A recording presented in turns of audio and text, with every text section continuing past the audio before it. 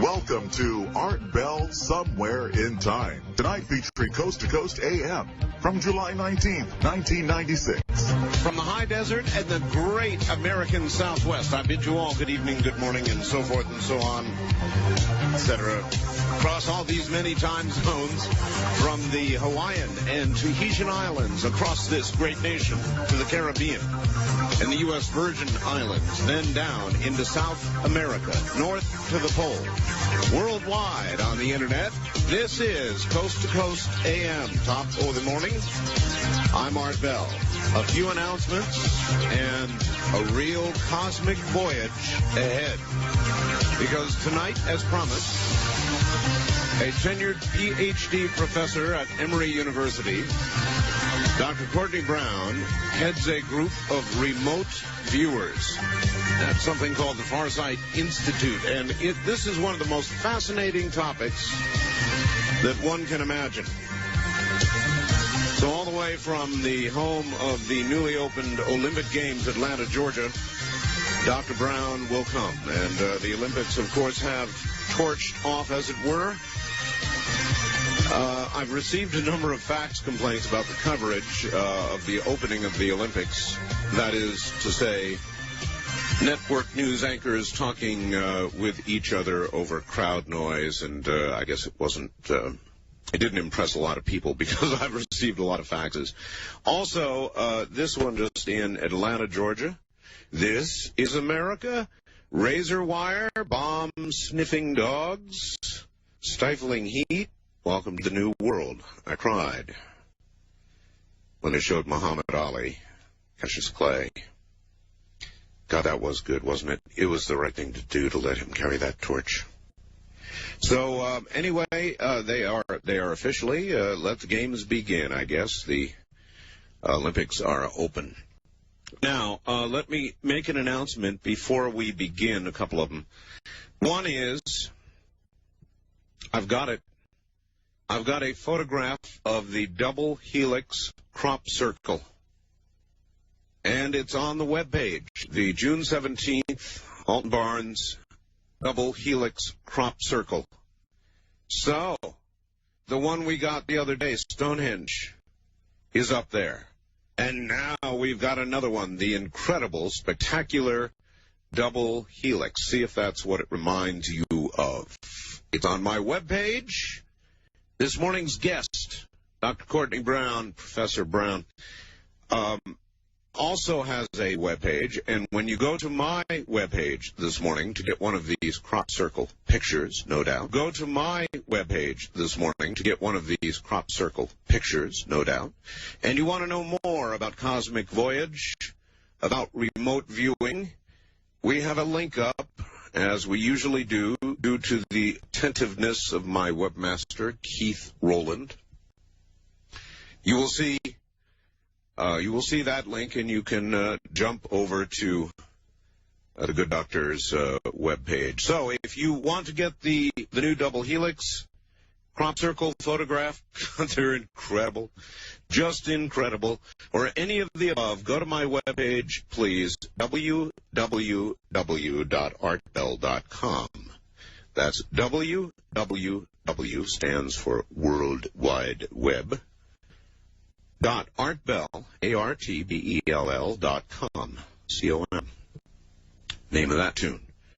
Also, for those of you into the chatting thing, my son is now in the Periscope room on AOL, America Online. So if you can get to America Online, simply hit keyword, type in the name Art Bell, away you will be whisked to the land of the grassy knoll, and you'll see my photograph up there, and when you see somebody named Art Bell, it will actually be my son. And then just click on the chat area called the Grassy Knoll. Now, there's a good name for a chat area, the Grassy Knoll chat area. And you will be whisked in, and you will see my son in there chatting with you. So, let's see, I think those are most of the notes. I will tell you more about Dr. Brown in just a moment.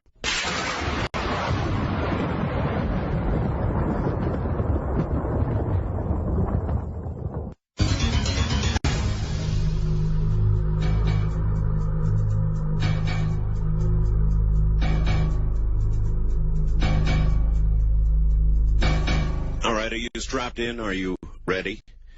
Courtney Brown, Dr. Brown, Professor Brown, Ph.D., is an associate professor of political science at Emory University in Atlanta, specializing in nonlinear mathematical modeling of social phenomena, environmental politics, and elections. He held the Charles Grove Haynes Professorship at UCLA and was a Hewlett Fellow at the Carter Presidential Center. He is the author of several books, including Serpents in the Sand. Sounds interesting. Essays on the nonlinear nature of politics. And I like that title. And Human Destiny and Chaos and Catastrophe Theories, both published in 1995. The good doctor heads a group of remote viewers at a place called the Farsight Institute, and one of their main targets, I understand, has been Mars. But let us begin at the beginning. Doctor, welcome to the program. Can you hear me? I can hear you very well. And Art, I want to say thank you very much for inviting me on your show. It is truly a great honor. Well, it is a great honor to have you, and I can assure you over the last weeks and months, I have been inundated with faxes and email and so forth and so on saying, you've got to get Dr. Brown on. So, well, these are kind words. All right. I guess for our new listeners, and we have many, who have not and don't understand, have not heard what remote viewing is, it would be in order. I've got a sort of a written description you sent me here, but I'd rather have your words.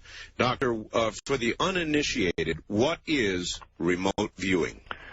Well, remote viewing, quite simply, it's a mental procedure. Now, it's a trainable mental procedure and enables a person to extract accurate, descriptive information from distant locations. Now, remote viewing also works across time. In the sense that the remote viewer can, extract information from the past, present, or future, totally transparent with regard to time, as if time doesn't exist. In fact, we know now that that's not a metaphor. We know now that in reality, I'll talk about this as the hours go on, but we know now that the absolute fact is time is a limitation of our perception. It is not a real thing. Is, in fact, time our invention?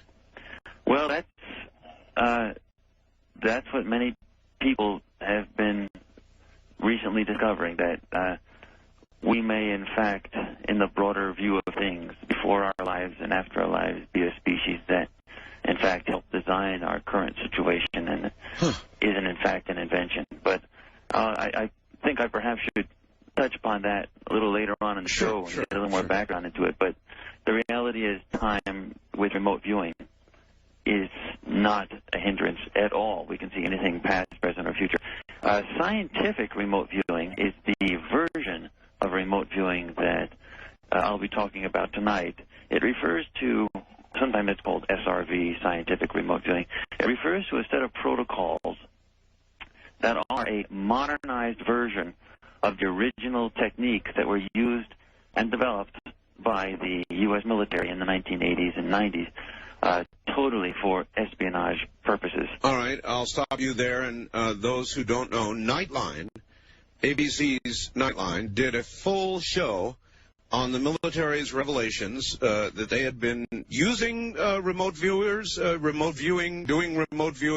in an ongoing project for what, Doctor? 20 years, something like that? Well, actually, they had been using it operationally during that time period. The 80s was really when it was in its highest point, but the remote viewing studies, the scientific studies funded by the military, had been going on for as long as 30 years. The military had been deeply involved in this for a long time for very, very good reasons.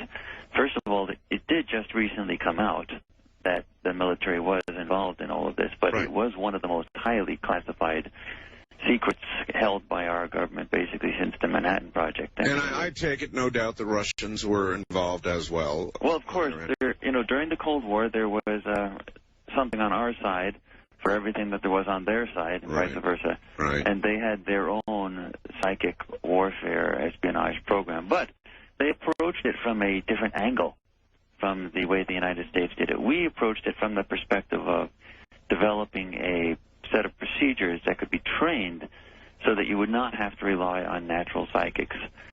And the Soviets went a different route. They developed a set of screening techniques that were used for sorting out the very best natural psychics in all of their territory. Mm-hmm. And they, in fact, did develop a program that was very successful. The U.S. military's program had an operational success rate, variously reported, but in general, 85% of the data had to be correct 85% of the time. Wow. That was extremely high. That was nothing remotely similar to anything you get with a 1-900 number Yeah, I understand. type of thing. This was a very highly classified project. All right, let me ask you this, but Doctor. the Soviets did a different thing. They used natural psychics. And their success rate? 80%. But that means they got to be fairly close to the U.S. accuracy rate. But the Soviet Union came apart, as you know, and it should be noted that their technology for doing this, for setting up a team and getting the procedures set in place that organized the highly trained natural psychics to get this 85% accuracy rate, which was no small task. Those procedures were sold to the highest bidders when the Soviet Union collapsed, and two countries bought them, and one of those is a perceived enemy of the United States that we have bombed in the past, and so you can be guaranteed, whether you hear about it in the news or not. Iraq? Actually, it's so sensitive. There are a couple topics that I don't want to mention specifics. And we just found. But they are countries that we have bombed, that have long memories, that have grudges, and remote viewing will be around for a long time, if for no other reason than for national security interests. Uh-huh. What do you say to somebody who says, baloney, New Age, claptrap, what a bunch of silliness, there's no way to document the kind of success rates that people like yourself claim? I'm throwing the worst at you here. Sure. How do you respond to that? Well, this is a very common statement. You must understand that it comes from within a species that is genetically designed to be almost blind to the other side of life. In my book, Cosmic Voyage, quite literally, as the subtitle says, it is a scientific discovery of extraterrestrials visiting Earth. But you must understand that much of the scientific community is hampered by the very fact that we are genetically set up, so to speak, to be so blind to that other side of life. I call that side of life, rather than call it the spirit side or the soul side, I use a more generic term, which is basically there's a whole realm of life that we've now discovered on that other side of life. It's the side where we came from, where the soul is, and we are, in fact, part of it. I call it the subspace side of life, and that is, in fact, caught on quite well because it describes a whole arena of existence, and we are, in fact, composite beings with a physical, blood and flesh and bones. All right, Doctor, let me ask you this. With respect to this side of life, and I agree with you, that but what I'm not sure about is whether it's something we once had and have become numb to in modern civilization and has always been there, or whether it is something we are now refining, acquiring, using more of our brains. Is it something new or something very old that is just now new again? It goes back to the beginning of existence. You see, remote viewing is innate in every human. You don't have to be talented to do it. You have to be trained to do it. And it goes back, in fact, the earliest remote viewers were the prophets, the ancient seers. And some of them were pretty good. Some of them were very excellent at being able to perceive remotely things across time, across space. In fact, many of our biblical stories are, in fact, fairly accurate remote viewing perceptions. In my book, Cosmic Voyage, for example, I thought there's a chapter on Adam and Eve. And that was a very interesting target to look at, because at first we thought that was just a biblical story. You looked at it? Oh, yeah, because it's a very important, we found out that it was a very important thing, because in fact, see, the remote viewing done by the early seers, they didn't call it remote viewing, of course, but they just had these people who were naturally inclined. They perceived something, but they put it within their own framework of understanding. And these ancient seers perceived in their own trance-like states that there was somehow a couple involved in the early days of humanity, that somehow there was a dispute, there was a war of some type, that there was some type of a betrayal, and that somehow Adam and Eve were somehow involved in the beginning, the genesis of human life, as the early remote viewers, or the early seers knew it. And so when we actually did the remote viewing for this, we found that, in fact, the ancient prophets were pretty good. They got most of it right. What they didn't get is things that they could never understand within their culture, within their time. What they didn't get was that the couple, Adam and Eve, were project managers of a genetic and cultural uplift project. They were Holy ETs. mackerel.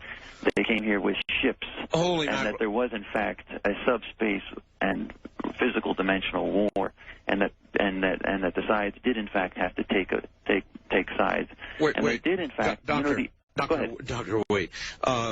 Boy, this is getting heavy fast. Let me stop you again just for a second so that I understand and the audience understands. A practiced, professional, remote viewer, how does he do it? Do you, in other words, go into a trance state? Hear my whole question.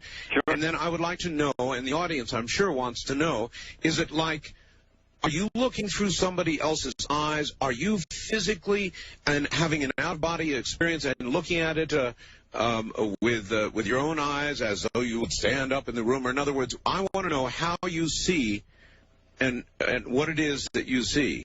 Okay. What these procedures are, very simply, is when you're sitting down at your own desk.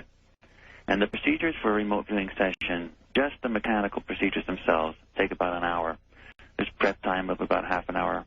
There's some analysis and other things that are done afterwards. The total thing takes about 3 hours from start to finish before you're out of there. But the actual procedures themselves take about an hour. Now, the remote viewing itself, what it is the following. The best way I can tell you what the experience is like when someone is remote viewing during that hour of intensive orientation. It's not an out-of-body experience. That's something different. It is not a trance experience either. Okay. What it is a shifting of awareness, a shifting of perception. Now, basically, look at this. What are you looking at now? Now, you don't have to answer just in general. You're looking at your microphone. Your listeners may be looking at their steering wheel of their car, or they may be looking at something in their homes, or whatever they're looking at. They're looking at something. Now, whatever you're looking at, in your mind's eye, keep your eyes open. Bring in the image of a pencil. Now, with your eyes open, you're still looking at whatever you're looking at, but now you're also looking at the image of a pencil in your mind's eye. Now, notice the Eberhardt label. Notice the number 2 on the pencil, the metal band around the eraser, the pink eraser, and the sharp point at the other end. Yes. Notice that this pencil, what you're now seeing, even though your eyes are open and you're not physically looking at a pencil, you're nonetheless seeing a pencil. And what we have found out is that, this is from the neurologists have found this out, not the remote viewers, they're neurologists, have found that inside the brain there is a physical layer of cells that basically is in the frontal part and it goes back of the brain, that the ocular image from your eyes is projected onto, literally like a movie screen. And when you see the Eberhardt label, the pencil and everything, the remembered image is taken from, say, your hard drive of the memory. Okay. It's taken from your memory and projected onto that same screen. But notice that image of the pencil. Notice it's a little transparent. It's a little translucent in the sense that you can see through it. It's not as bright an image as the stuff that's coming into your eyes. So the remembered image is dimmer than the actual ocular image. Now, the remote viewing image, you get all the other senses working with remote viewing as well, but the image is dimmer still than the remembered image. It's foggier, it's fuzzier. And what you're doing when you're remote viewing is you're shifting your awareness, even though your eyes are open. You're shifting your awareness away from the physical ocular image, away from the remembered images I understand. onto this remote viewing. I understand. Doctor, we've got to pause right here. We're at the bottom of the hour. Stay right there. Dr. Courtney Brown is my guest, and we'll be right back.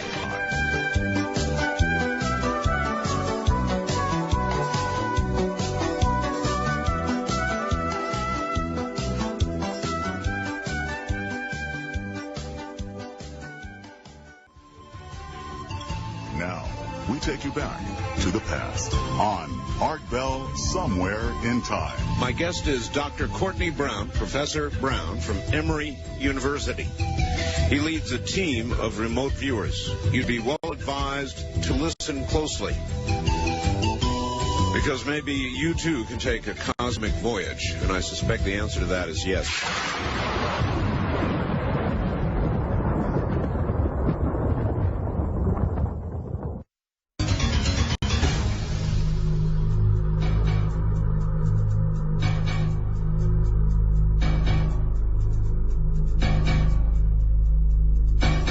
Welcome back to the program. I really am able to grasp so far where we have been. To look at an object in front of you, picture the pencil, which I can easily do, and that is as if it is from our hard drive. We have dredged this from our memory, but that is not remote viewing, is it? No, that's remembering an image from the past. And it's as if there are three different projectors in our own brain, and that the three are the projector that gets images from the eyes, another projector with a lower luminosity, a dimmer bulb, right, that gets images from the memory, right, and then a third projector with the dimmest bulb and probably the foggiest lens, and that is the one that gets things from what we call the subspace side of ourselves. Now, I want to say something that's very important, and most of your listeners are going to really want to key in on this. You know, there's been a lot of complaints over the decades about wasted military spending. Yes. About how the military spent, there's so much money for a hammer, so much money for a toilet seat, or whatever. But I want to tell you that the military, the U.S. Army, Defense Intelligence Agency, not the CIA, the DIA, every branch of the government has its own spies. Even the IRS has its own spies. But the Defense Intelligence Agency, the DIA, the Pentagon, invested over a couple decades only $20 million at Stanford Research Institute, now called SRI International. $20 million is pocket change as far as the Pentagon is concerned. Sure. And for only $20 million, they developed, over a couple decades, these protocols of remote viewing. And let me tell you that if you have no other reason for wanting these protocols around than this, listen here.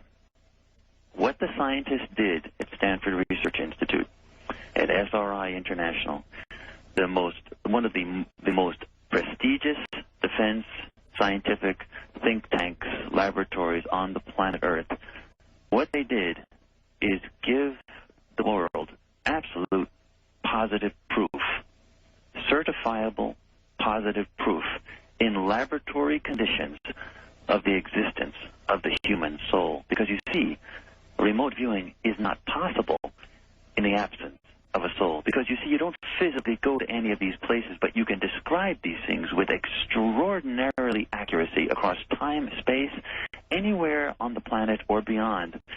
Exact descriptions down to the most incredible details. And what you must understand is that the remote viewing itself, when you're doing that, we call that other side of ourselves, that is the human, the soul side, the subspace aspect, and that is a component of yourself, the essential you that does not go away, that you're using when you're remote viewing, and it's that component that is projecting onto the physical brain that foggier, fuzzier image that you're using. Got you, but I'm still not clear. In other words, suppose I were to say to you, what you're talking about, I firmly believe does exist. I believe you can do it. It can be done. People can be trained to do it. But suppose I were to argue with you and say it does not establish scientifically the existence of the soul. It establishes scientifically the ability of the brain to accomplish things that we have long forgotten? Well, you see, the brain is an electrochemical physical apparatus. Right. Under the normal laws of 3 + 1 dimensional physics, it is not possible for anything electrochemical physical to do what it does with regard to remote viewing. There has to be another component, another aspect, completely not yet completely understood by the science of today. And in scientific terms, what you'd say is there is a hypothesis.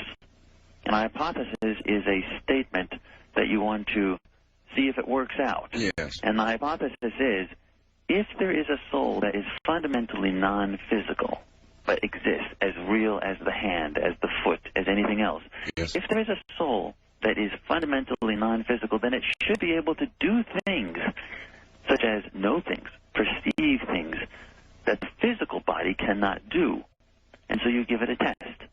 You develop and use these remote viewing procedures, and in fact you find out that you have to reject the null hypothesis, which is that there is no soul. And you have to accept the alternative hypothesis that there is, because you in fact are able to do that which the physical body cannot do. Well, that's the nature of the hypothesis testing. If you're wondering about that, I have to say that that's what all of science is out there doing. They're doing these hypotheses. They say, if this exists, then you must be able to do this X, Y, or Z with it. And that's how we build our airplanes. That's how we build our skyscrapers, our bridges. All the realm of physics, all the realm of science is built up on establishing hypotheses. And these hypotheses are what we use to fundamentally come up with what we call our laws. The laws of subspace were in our what we might call our state of genesis of understanding. We don't understand all of the physics of the soul. We don't understand all of the physics of the subspace side of life, the spiritual side of life. But there is nothing in any spiritual text where God has forbidden us to ever investigate the physics of spirituality or the physics of consciousness. Mm-hmm. And we're just at that beginning. So part of your question I've answered, Art. The rest of the question is to be answered not by myself, but to be answered by physicists, other scientists, as the decades go on, as we unravel every little small piece of the physics of the soul. But we know at this point, with absolute certifiable factual understanding, that there is more to us than just a physical body, because in fact remote viewing would be impossible without that other aspect of ourselves. Does remote viewing at any point establish truly the immortality of the soul itself? Well, just the fact of being able to remote view does not do that. Right, that's right. Having remote viewed, both myself and having, we've had over 30 students here at the Farsight Institute. That's F-A-R-S-I-G-H-T, like seeing far, one word. Yes. We've had over 30 students, and the military itself trained 19 remote viewers. Having had these remote viewers operational, we now know that, in fact, we've perceived all sorts of things that it's clear as could be that we do not die. It's not just the existence of the ability to remote view and to train it. It's the fact that we have, once gotten that ability, trained ourselves, used it to perceive before our own birth, after our physical death. We have perceived things that deeply go into the realm of the non-physical. Mind you, that everything that I've talked about with remote viewing was originally developed and in training is always done with verifiable targets, physical, hard targets that you can verify. So when you use these exact same procedures that you get extraordinarily great accuracy with on the more difficult targets, more esoteric targets, things dealing with the realm of life after death and so on, we get very, very good, reliable types of information, because using those same procedures that are sufficiently accurate to risk men and women's lives on the battlefield for, you can then use those procedures to answer other questions that are more global. All right, before we leave the nature of the soul, I want to ask you about the nature of the soul. Obviously, you have far sight with regard to the nature of the soul. So, Doctor, do we come back? Are we reincarnated? We have found that there is no police force out there that would stop a personality, a subspace being, a soul, from coming back in physical life if he or she so wished. We have found that, in fact, many people have had. We have checked it out. We have remote viewed under totally blind conditions, and I'll explain that later on in the show. All right. Under totally laboratory-type conditions, we have found out that, in fact, people have existed before. We have found out that they have existed in physical form many times. You see, the physical body we now know is just a vehicle. It's like your car. And after a certain number of years, it wears out and it drops off. But the driver is still there. The driver, the personality, the subspace being, you may call it the soul, is there before the physical body is turned on, and it's there after the physical body decays and drops off. But we absolutely know that the body is just something we live within.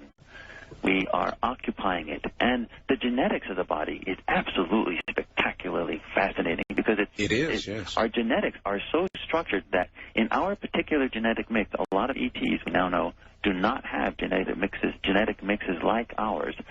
Our particular genetic mix makes us almost totally blind to the flavor of the soul, to the flavor, to the memory of who we were, who we are, in fact, or where we came from.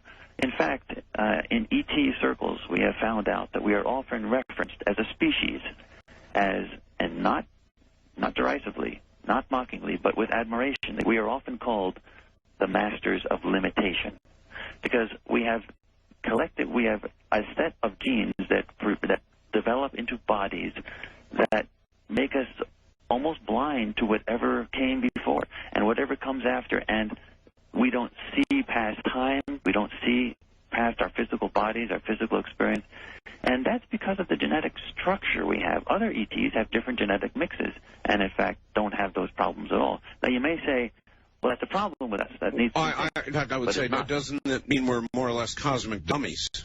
Well, you could say that, but you see, before we were physically born, we knew everything, and after we die, we know everything once again. What would be the purpose of wanting to come into these very limited physical bodies? Well, the purpose is, we now know from remote viewing data that goes back a long time, we now know that what happens is when you come into physical form like this, by forgetting everything that you did before, you basically, as far as you're concerned, have 100 years approximately, a little less, a little more, whatever, however long you live, right, to pack everything you possibly can imagine into that short period of time, every experience you can possibly think of, to make love one more time, to get another car, get another job, to go to the beach one more time, to write one more book, to do one more thing. The point is you develop your personality more in one lifetime as a physical human because you run the race of time. For those few short years of your life, you do everything you can. Otherwise, we would be like cosmic welfare recipients sitting around not concerned about packing anything into this life at all. We have found out that in the subspace side of life, since you don't die, there's no real pressure to develop, and development occurs more slowly. Fascinating. This is an acceleration school that we live in. And, in fact, I might mention that we have remote viewed a few other species. And, in fact, when you remote view Adam and Eve right now, of course, they're not dead. They're not dead any more than they were when they were Project ET Genetic and Cultural Uplift Managers of their project here. But when you remote view them, it's an interesting flavor that is sometimes perceived. Some remote viewers don't perceive that much of a change in Adam and Eve when they were back here on Earth long ago and where they are now. And they have a different genetic mix, much more transparent across the subspace divide. And so they knew from the get-go that they were composite beings, two things put together, physical and subspace. And even when I did the remote viewing on them, I sort of said, boy, someone needs to put a burr under their saddle. They've not done much in all these thousands of years. So that's what the advantages of being a human is. By cutting yourself off in the past for these short years, you put yourself through the juggernaut of trying to evolve quickly, and when you're done, you know, I must say that we have found out This was done not only through remote viewing studies, but also at the Monroe Institute in Faber, Virginia, the institute developed by Robert Monroe. I was honored to interview Robert Monroe before he died. He's a great being. And when at the Monroe Institute, they have found out using different technology, but technology that has also been extensively used by the U.S. military, that when people graduate from the human school, from the human experience, when they go on and they finally have had enough, they are extremely well respected out there. Basically, when it's one of these situations, you find someone that no longer comes back into human form, no longer needs the experience, goes on and does other bigger, better things. I mean, infinity is a long time to be alive, so they have to keep on doing things. But when other beings interact with someone who's graduated from the human experience, the word has it that they're incredibly impressed. It's sort of like you bump into them and say, "Wow, you're a very impressive person. Where'd you come from?" And the person would say, "Well, I'm just so and so, but I used to be a human. I don't do that anymore." And the other person would say, "A human? You mean you graduated from the human stuff? I mean, you became basically self-realized while you were a human. You became aware of who you were inside the human limited form." And the person would say, "Yeah, that's what I did." And then the other person would say, "Well, no, wait a second. This is like amazing. Like, start in the beginning. We have to know everything. How'd you do this? You were born, all right? And then what happened?" It's like a monkey can suddenly talk. Yeah, it's a very impressive thing when someone graduates from the human experience. That's what Bob Monroe and their institute have found out extensively, and we've fairly rare occurrence. Pardon me? Fairly rare occurrence. It doesn't happen as much as it will happen in the future, because when you are in such a limited physical body that is so cut off from who you were, who you are, it really is tough to fight through it. And a lot of specialized procedures are often used to accelerate that process. Remote viewing is one of them. The Monroe Institute offers a variety of others. And in my book, Cosmic Voyage, I also talk about other procedures, meditation procedures that are very compatible in a mechanical sense, non-belief-oriented sense, such as the TM Cities program, which are oriented around literally just that concept of self-realization. Understand, self-realization is simply one thing. It's a very simple thing. It simply means that a person, while in physical form, became experientially aware of their other side, the soul, of the subspace side, as much as they're aware of their hands and their feet. Okay, Doctor, it's like aware of the other side. Yes, it's like you're talking about a sort of a cosmic speed course. That's what the human experience basically is. Yes, indeed. But I'm in terms of rising beyond or even approaching graduation, you're speeding these souls, these people, toward that end. And have you ever been concerned that you are indulging an unnatural process? No, we're learning, and it's not unnatural at all, because we're not doing anything that's unnatural other than learning in the remote viewing sense to shift the awareness to something that is already there, something that has already been there since the beginning of time. It's just a flavor of information, a sense of data that is coming across that is mostly ignored except in those intuitive moments. For example, if a woman with children, any mother will tell you that if something's wrong with her kids, I mean seriously wrong with one of her children, she'll know it in her heart. Yes. She'll will have no ambiguity. Something's wrong. Or if something's wrong with a person's spouse, the other person often knows it's in the heart something's going on. And what that is the subspace side of life, the soul, the subspace being, that aspect, is picking up remote viewing in a sense, and in a very crude way, bludgeoning through all the electrochemical apparatus that's genetically programmed, bludgeoning through that awareness into the physical electrochemical brain so that it comes through, finally, that something's wrong. And we pick it up as an intuition. What remote viewing is, scientific remote viewing, the version that we use here at the Farsight Institute, is a way of writing down those intuitions in a scientifically controlled fashion. Disciplined? To get the accuracy up. Disciplined would be a good word, wouldn't it, for that?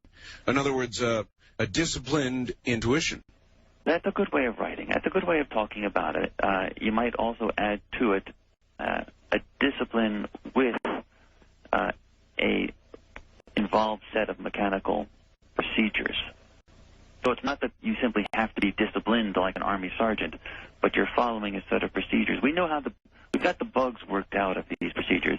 In fact, the procedures that we now use at the Farsight Institute, Scientific Remote Viewing, are much more evolved than the early military version. Everything changes as it proceeds, and I'm a scientist more than anything else. Well, the only thing I was concerned about with your understanding of the nature of the soul is that, in essence, you're taking, say, a 12-year-old prodigy and graduating that 12-year-old from college and thrusting the 12-year-old out into the world from a soul point of view, sort of, and that some of your subjects are missing what they should have gone through. Now, think about that for a moment. We'll break here at the top of the hour. Relax. We'll be right back. This is radio. We've got lots of time. Dr. Courtney Brown, Professor Brown, my guest. We'll be right back.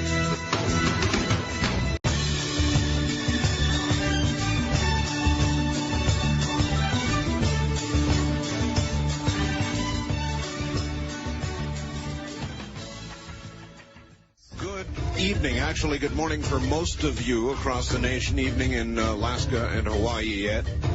My guest is Professor Courtney Brown from Emory University. He leads a team of remote viewers. Remote viewing is a mental procedure that enables a person to extract accurate, descriptive information from distant locations. Remote viewing also works across time, in the sense that a remote viewer can extract information from the past, present, or future. Scientific remote viewing refers to a set of protocols that are a modernized version of a technique developed and used by the U.S. military in the 1980s and 90s for espionage. These protocols allow any normal, well-balanced individual to remote view with tremendous precision. Scientific studies using multiple remote viewers employing these protocols can yield results that approach 100% accuracy consistently. Scientific remote viewing has several distinct stages. Each one brings the remote viewer into closer contact with a target. A target is the location, person, or event about which information is desired. In each stage, different types of information are extracted about the target, and the overall result is typically a complete set of descriptive information, including sketches. In a moment, Professor Brown once again. I don't have to tell you what's happening to telecommunications. It's going nuts. And by the way, on our end of it, don't forget, we've got the double helix crop circle on my webpage, as well as a connection to Dr. Brown's webpage. You just simply go up to www.artbell.com. That's www.artbell.com. That's just one part of telecommunications.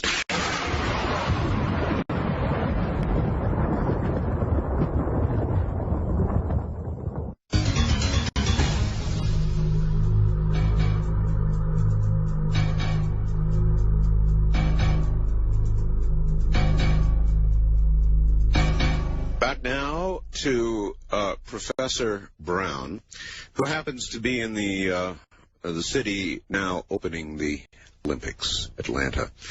Dr. Brown, you're back on the air. We talked about remote viewing, the nature of the soul, and the last question I recall asking is, are you certain that you are not, in effect, taking people who are supposed to go through more of these limited life experiences and, in effect, graduating them early? Well, that's an extraordinarily important question. Two parts to the answer, both short. First of all, we are aware now that most people don't have a few life experiences, but many, many lifetimes or life experiences, and that school is not bad. We all go to school. We shouldn't be superstitious about learning. Opening one's eyes does not hurt us. But with that in mind, let me say that I'm going to say now something that's my opinion. All things are, of course, that I'm saying are my opinion, but in this particular thing, I want to emphasize that this is my opinion and that the military remote viewers, as much as I love them all, they've all had their moments of genius and their contribution to this entire field. Every single one of them has been great. But in my opinion, the military remote viewers were not well served by the exact method of training and procedures that they went through, because they learned remote viewing in the absence of a broader course in the growth in consciousness. It started out as the parlor trick. It ended up as an espionage tool. Mm-hmm. But in my years of exposure to these people, I have yet to find one that spoke to me in terms of them understanding what they were actually doing when they were remote viewing, that they were using their soul to extract the data.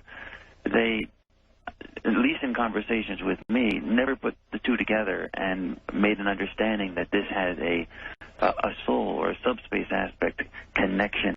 It was always a strange new power. Well, that actually makes sense, and I would expect that's the way the military would approach it. They wouldn't want to get into or even care about, and probably would shy away from any discussion of what might seem to be a religious nature. Yes, but the result is, we strip away religion from this discussion and just say, if it can happen, it's in the realm of science. And what we have to say is that, in my personal view, that some of the military people were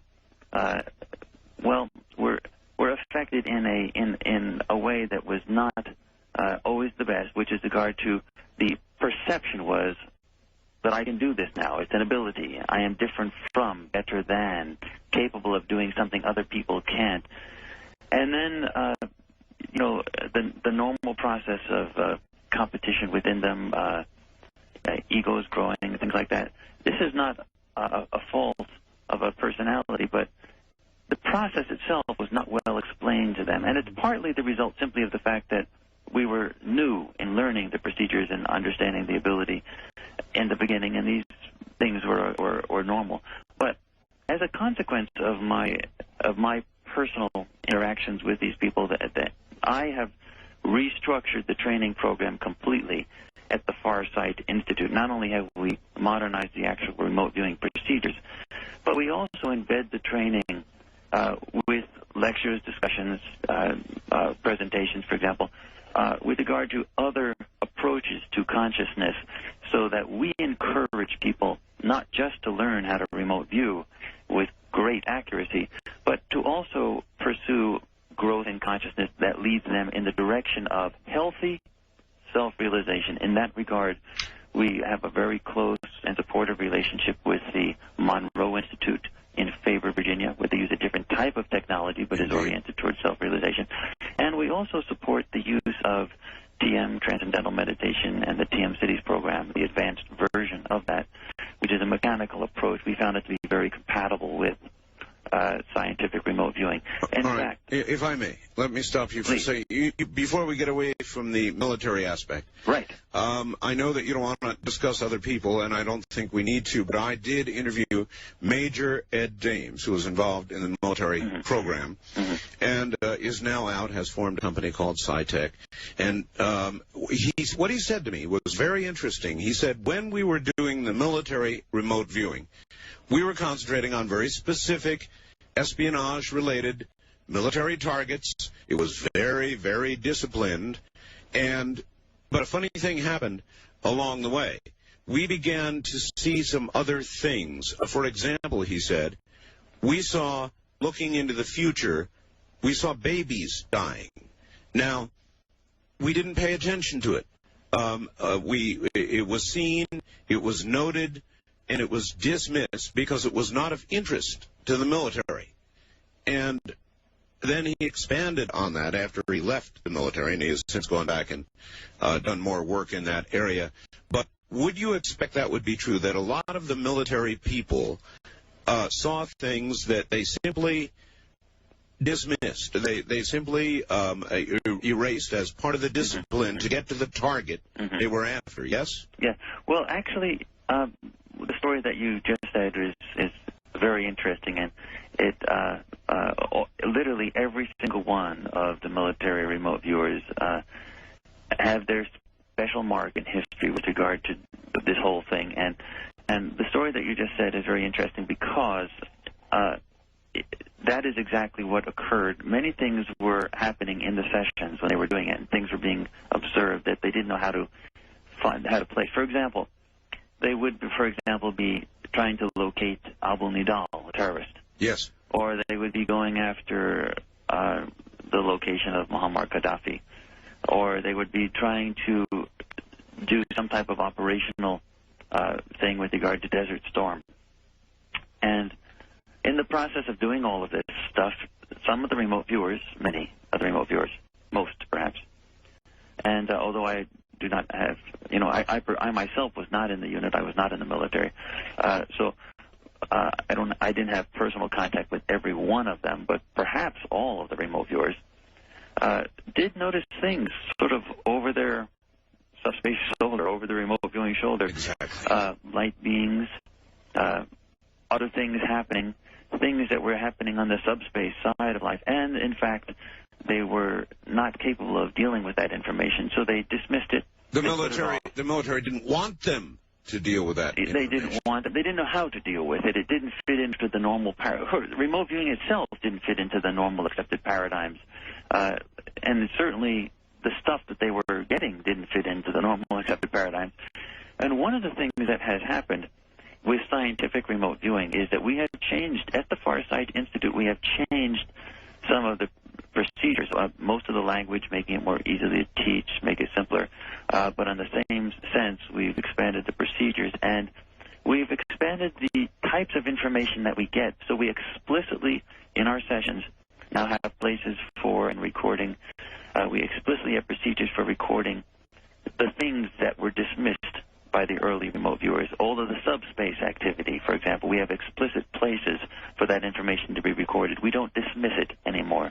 I might say, just as a vignette on that interesting topic that you raised, is that there was I don't really want to talk about personalities, but there's one personality I will mention. There was a brilliant general, two-star Major General, Albert Stubblebine, who was in charge of the whole area under which the remote viewing unit was assigned. Okay. In INSCOM. And the problem with General Stubblebine from a job perspective was that he was doing his job perhaps a little bit too well. And meaning what?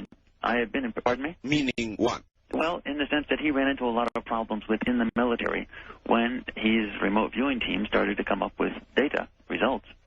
And he, as the good general, started to report it. And some of the data dealt with some of this information that was being discarded, some of it was being not used, no place for it, not within the right paradigms. And some of the military higher-ups looked at General Stubblebine with not complete favor, and he ran into some professional problems, really due to no fault of himself. The information he was carrying was a little bit too different for a lot of those people. And so, within any institution, there are types of information that are accepted within that institution. That is not just the military, but any institution. And some of the remote viewing data absolutely stretched the military's levels to its very edge. I mean, if you were trying to figure out where Saddam Hussein was, and you had a team concentrating on that, and somebody came and talked to you about Adam and Eve.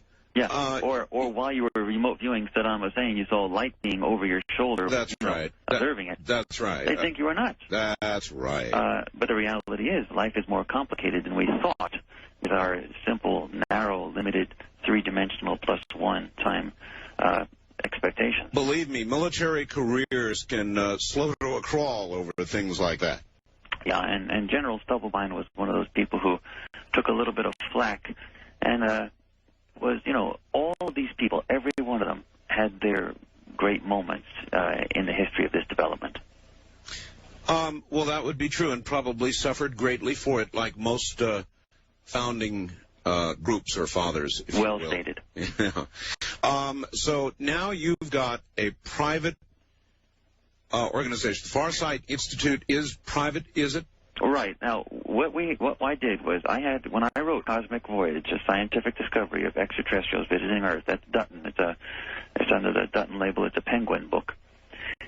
When I wrote that, I was originally going to treat this just as any other book. The only difference between my use of remote viewing and the military's was that instead of looking for terrorists or bombing targets or whatever, yes, I used those same procedures but aimed them up towards the extraterrestrials, the ET, the UFO phenomena, the Enigma. And I focused just basically on that. But when I did it, I had the expectation, as controversial as the book would be, I knew it, I had the expectation that I'd walk away from it and start my next book right after that, just like all academics do. We write one book, we finish it, we go on to our next project. But at the very last stages of right before the book went into production, it had gone through all of its editorial stuff, it had gone through everything. I had a conference call with my editor and the lawyers, the best legal minds available in New York on literary matters. I'll bet. And they were the lawyers of Penguin, hired guns. Sure. And it was a conference call. And they said, Dr. Brown, we have one last thing. You've described to us your procedure, what you went through to get training from some of these military guys. Mm-hmm. Well, there aren't many of them out there, and you know, what you had to go through was something that may be difficult for a lot of people to go through in terms of finding them and getting the things going. At least at the time that I was doing this, right? It was very difficult for me to finally get the training, but I finally got it, and they said. And the people that are available for training don't do it the way you would suggest it to be done. Now, the whole thing about science is replicability. That's the fundamental characteristic of science. If you've got something going on in a laboratory, you've Yes. got to be able to replicate it elsewhere Absolutely. under the exact type of conditions. So they said, Dr. Brown, we need an institute. There's got to be an institute for doing this stuff the way you think it should be done. That's the whole claim. I mean, we're going to put ourselves, as a major press, Penguin, we're going to put ourselves on the line and push this book, and don't you think we need an institute? And that was the lawyers saying this. And then I said, well, an institute, but I don't have an institute. I just do my research, and I go on to my next book. Yes. And then there was this long, pregnant pause, and my editor chimed in and said, boy, we'd sure like to sign off on this book today, Dr. Brown. I said, oh, that is, so the implication was that if I didn't start up an institute, there'd be, so I basically just squeaked out, okay, I'll do it. But, you know, I realized what that would mean. That'd mean hiring secretaries. I mean, that talks about organizations. But I did it, and I'm glad it actually happened that way. So we now have an institute, a regular, full-fledged academic institute where we teach people, anyone, who is interested, from scientists to reporters to just plain interested people, how to do the most modernized form of the originally military-derived remote viewing protocols. And we have regular classes. We've had a variety of classes. We've trained so far 31 remote viewers. And I must say that 28 of these remote viewers have given us written permission to post their results up, or parts of the results up, the results that are understandable and can be presented easily on the Internet, to post these results up on the Internet. And to date, we've got 11 results, partial results, posted up on the Internet. So people that go to your web page and then snap over to the Farsight Institute's web page, what you mentioned as my web page. Yes. People that go over to my web page, they can go to a section called the Student's Corner, and they can see 11 results, and all done under totally blind conditions, which is what we use at the Farsight Institute. Art, I hope you ask me one time what that actually means, because that's very important. Your viewers are going to want to know, what is this? How do we know this really works? To know that, you have to know what blind conditions is all about. Doctor, you have viewers. I have listeners. Okay. I'll do it then. Here, what blind conditions is. At the Farsight Institute, we only use blind conditions. Now, what that means is, now get this, we have a target we want to send someone to perceive, to accurately describe in minute detail. Say, the Great Wall of China, or the Eiffel Tower, or the assassination of J.F. Kennedy. Anything that you can think of, we can go to.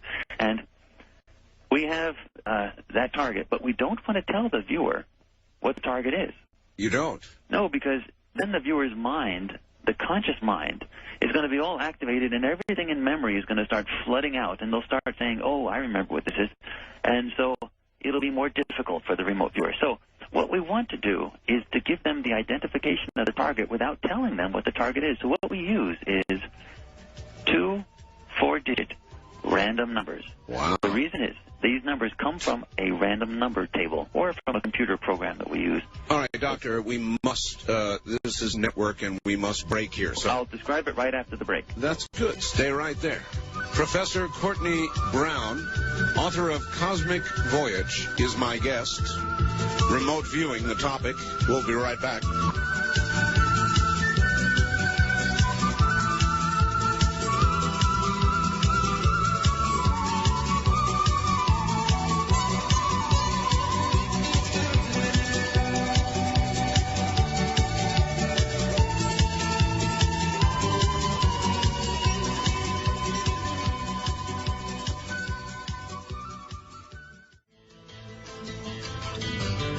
Listening to Art Bell, Somewhere in Time. Tonight featuring Coast to Coast AM from July 19th, 1996. My guest is Dr. Courtney Brown, a tenured Ph.D. professor at Emory University. He runs the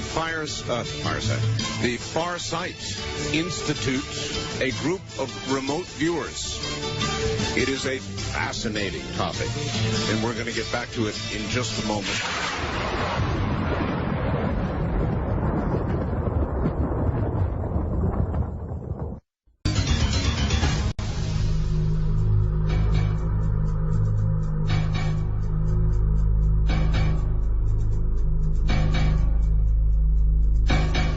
Back now to Professor Brown. Professor, if you had not been a tenured Ph.D. At Emory, after Cosmic Voyage was published, would they have blown you out of there like a bad dream? Well, that possibly could have happened. But, to give a good story about this, John Mack, yes, the tenured professor of psychiatry at Harvard, Pulitzer Prize-winning author, founder of his department of psychiatry in Harvard Medical School, when he came out a couple years back, year and a half ago, actually, about 2 years back, with his book Abduction, which was about the basically one species of ETs called Greys. Yes. Fascinating book. When he came out with that, Harvard went through an academic inquisition, no less. Mm-hmm. And that's unheard of these times, where basically they dragged him through approximately 40 closed-door hearings, lawyers-only type things, where they were trying basically no holds barred to get him removed. That's right. Now, actually, it was a very close call. It was a very close call, and after a year and a half of closed-door meetings, and really nip and tuck as far as John Mack was concerned, Pulitzer Prize-winning author or not, he almost lost his job. And what finally happened after a year and a half, the dean finally put closure on it and said, I guess this is an academic freedom issue, and just closed the door on it and said, let's not hear anything more about this. John Mack can do whatever he wants. But by doing that, John Mack actually set out a principle for all universities. Because by doing that, he forced Harvard to make a statement saying that people studying these high advanced level subjects of consciousness and extraterrestrials, ETs, UFOs, that this is legitimate within the realm of scientific inquiry. By forcing Harvard to do it, he saved the careers of an awful lot of other scientists, because no other university is going to do something that Harvard finally, at long last, decided not to do. Now, understand, Harvard is not known for its innovation. Mm-hmm. Harvard basically hires people that have done their creative work, and they are really, often their creative work has been done elsewhere, and then Harvard hires them after they become, very big. Very conservative. And in that sense, Harvard is very conservative, and they're really not the bastion of creativity and innovation as much as they are the defense of orthodoxy, and they have a prestige to defend. And the harder they come, the higher they come, the taller they fall. The taller they come, the harder they fall. That's right. All right. Well, what about Emory? Harvard, it's a little like that. What about Emory? Have you run into any of that? I've run into no problems with Emory. No problems. I don't know how much of it is because of Emory's long-standing commitment to academic freedom, which really is there, and how much of it is due to the fact that my book came out right after John Mack had forced Harvard to make that decision. So it was helped by a variety of different reasons. All right, let us return now to remote viewing. You were telling us that in order to ensure that there's not a lot of false information flying about in the brains of these viewers, they are assigned targets by numbers. Now, I can't understand that. Okay. How would a series, so make me understand. Okay, that's fine. Well, this is what's called blind conditions. What we have is we have a target, say the Great Wall of China, the Eiffel Tower, the assassination of JFK, okay, St. Louis, whatever. Yes. And that's our target. That's what we want to get information about. Gotcha. Now, we don't tell the remote viewer that this is what the target is. What we do is we say, well, let's go to the computer program or to a table of random numbers and get 2 4-digit random numbers. Why 2 4-digit? Well, it goes back to the old military days. It's a tradition where they thought coordinates were needed, geographical coordinates, latitude and longitude. Okay. So that's a leftover from those days, and we have 2 4-digit random numbers. But they're totally random. They mean nothing to the conscious mind. And on a piece of paper, right next to whatever the target may be, say, Nagasaki destruction event. Right. We put down those 2 4-digit random numbers. Now, we then go over to the remote viewer and we say, here is the target. And we tell the remote viewer those 2 4-digit random numbers. Say 7275 5131. There is your target. That's the target. And the remote viewer writes those 2 4-digit random numbers down. Yes. Now, that's all the remote viewer is given about the target. Now, the physical conscious mind, the electrochemical brain, has no way of knowing what those numbers mean. For sure. That they mean the destruction of Nagasaki or Martians, President survivors, E.T.'s graves, President Clinton in the Oval Office, Arch of St. Louis, whatever it may be, has no knowledge of what those numbers mean. But the subspace component of the remote viewer, you might call it the soul, or some people call it the unconscious. We have found that that other part of ourself, the essential being of ourself, has instant awareness of all things, including what those numbers represent. And what we do is we send the remote viewer through the set of procedures, mechanical procedures, on those numbers, beginning with those numbers. And the information that comes across through the soul, through the subspace aspect, yes, projected onto the brain, dimmer, foggier, fuzzier, but nonetheless the remote viewers are trained to recognize it and to write it down. That information is written down. And what we do after the end of the session is we have a complete description of what that target is. And the remote viewer was never told what the target was. And then at the end of the session, after all the information is down, on the piece of paper, an indelible ink, can't be erased. After all the information is down, the remote viewer says, phew, now that that's over, what was that? And we tell them. That was, whatever the target was. Now, let us get to the scientific repeatability aspect of it. Can you take remote viewer A and assign them target A in one room, and remote viewer B, C, D, and E in separate rooms, assigning them the same target and establish roughly the same report? That's exactly what we do, except we don't do it with 2. At the Farsight Institute, we typically do it with 8 students at a time, all separated, so they can't see each other working. They're all separated physically with barriers. But the point is, we teach them the procedures, and then we give a target, and then all 8 work on the target in silence, in silence, all separated, they can't see each other. Right. And then at the end of the session, when we say put your pens down, we then collect everybody's session up, and that one at a time, we put them on the table, and everybody looks at everybody else's session.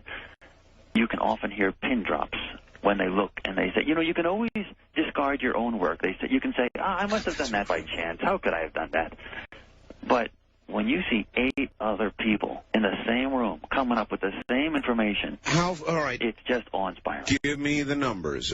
With regard to your research so far, what percentage of accuracy can you repeatedly demonstrate? Well, it varies as you get better at it. So when you first started, but I should say this, to start with, we have not had a single person in our institute of 32 that have come through that have not been able to learn it and not been able to do it. Every single one has been able to do it. We know how to work this now. We've got all the bugs worked out of this.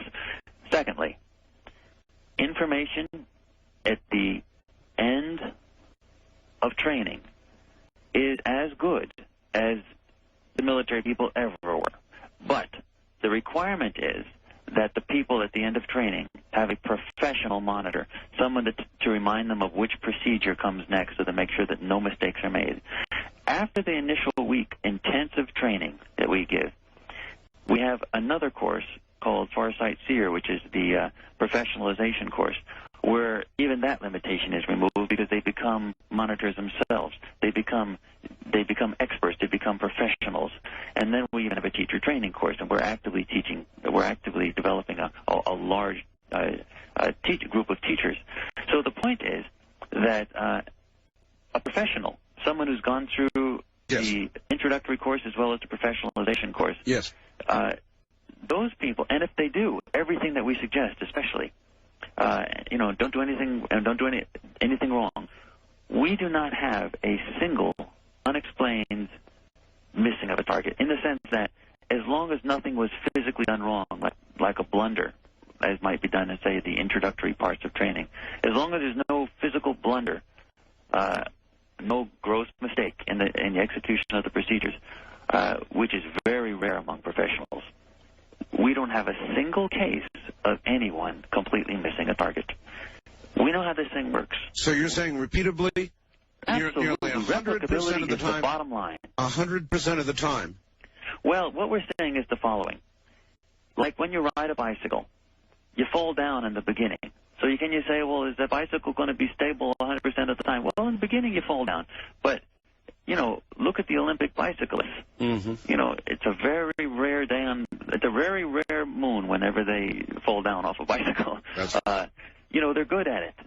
So the point is, when people do everything that we say that we have, that we tell them to do, it may be in the future that we'll find out that, certain percentages of the targets don't work very well. But the reality is, when people become professional using this stuff, and there's no gross mistakes being made in the procedures, we don't have a single case yet where people have completely gone off target. That's not a claim. So it's, we really understand this. And I must say that I am a scientist, and all science evolves. So that what we know now is an improvement over what was going on in the original military program, and what will go on in 10 years and in 20 years will be an improvement on what we do now. So science is constantly evolving. There is no original perfect set of procedures that's good for the rest of time. Everything evolves, and that's why we look at the Farsight Institute as a real academic institute where research is going on, and where we constantly innovate and do things. By the way, I should also mention that we have a medical course that we anticipate to offer in the beginning of 1997, and the procedures are being used very accurately and productively in hospital settings today. And you never do it if somebody has broken a leg.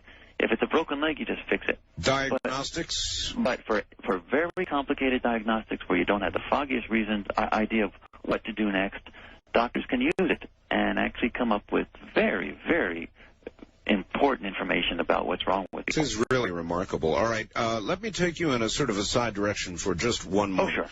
Having established what you can do scientifically, and I think you have established that, let me ask you about ethics a little bit. Mm-hmm.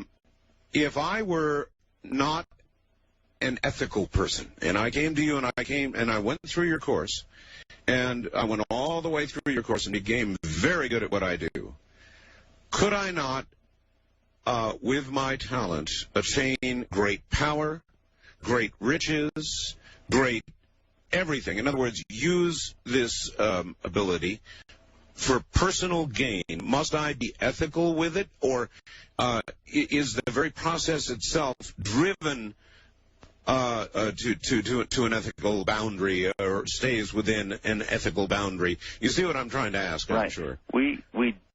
The point is that we truly live in a free will universe, and the remote viewing procedures are mechanical. They are not belief-oriented. So anything is possible, including what you just suggested. With that said, however, I want to state that at the Farsight Institute, we take particular efforts, very great efforts, to explain remote viewing in the realm of larger growth unconsciousness.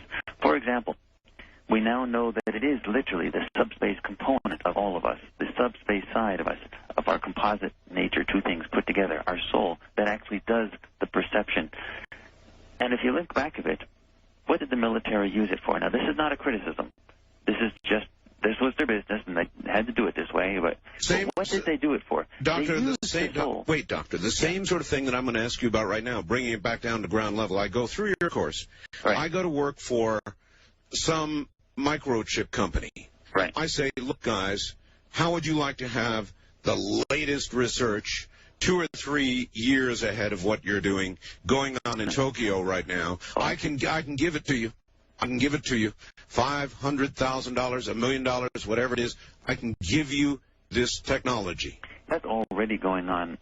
There is a remote viewer that a military remote viewer, Joe McMonagle, who's out at he often showed up in classes at the Monroe Institute in Faber, Virginia.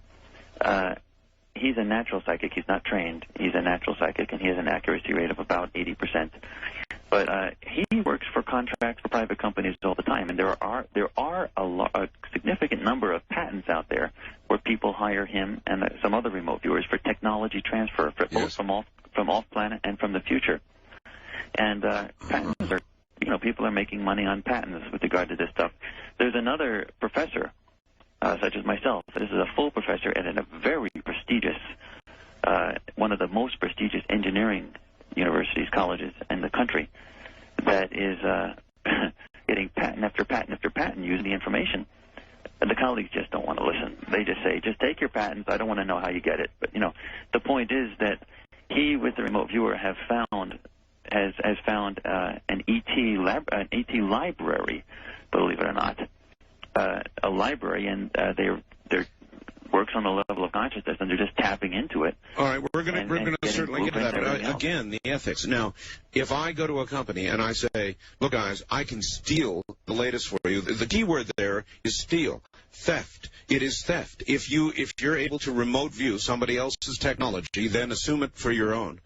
That, doctor, is theft. Yeah, well, you understand that this level of secrecy that you're talking about being broken only exists within the limitations of our genetic makeup. Once you break that, there are no secrets anymore. Well, I'll give you an example. At that plane, yes, but here on Earth, doctor, that is... No, on Earth theft. now. We've broken it now on Earth. In a physical level, we're no longer limited by this anymore. We can remote view anything. So all those secrets are no longer secrets. No more secrets. Let me give you an example. In my book, Cosmic Voyage, there's a chapter. I was monitored by a former retired high-ranking member of the military during the entire process of writing this book, of doing the research. And this monitor sent me under completely blind conditions to the White House, into the Oval Office. Oh, really? And I described that session. And it took 25 minutes for me to go through the procedures. And finally I said to the monitor, I'm sorry, but the only thing I'm getting is I'm in a room, it's round, and I'm standing in front of the president. President Clinton is here. What am I supposed to do now? And at that point, the monitor ended the session, because that indeed was the target. And he told me afterwards, that's the target, let's end the session. And that took 25 minutes. And then the monitor said, yeah, we could have done some interesting thing. I could have sent you into the mind of the president, but, being former military types, we still have some respect for the commander-in-chief. But the reality is, he could have sent me right into the mind of the president to extract any information that was necessary. Seems to me, doctor, if you can really do that, You could be killed for that. Well, no, it's not because of me, you see. We're teaching people how to do this now. So You could Art, be you don't killed. have to You could be believe killed anymore. for that. What's that? I said you could be killed for that. Well, I have a respect for our president as well, so I don't do things like that. But maybe not all your students will. Well, actually, to be quite honest, we do teach them how to enter the minds of people on training. That's part of the training process. Oh, it's called brother. the Deep Mind Probe. And I just had a student the other day. No Fourth Amendment problems here, eh? Well, we have to understand science is changing, and you know, you could have said in the old days, you could have said, well, when technology changes, does the rest of the world have to stop? But we now know that when technology changes, and remote viewing is a technology now, our physical realm has to adapt. All right, now hold it there. We're going to break, and we need one after all that. We'll be right back. Dr. Courtney Brown is my guest. Don't move.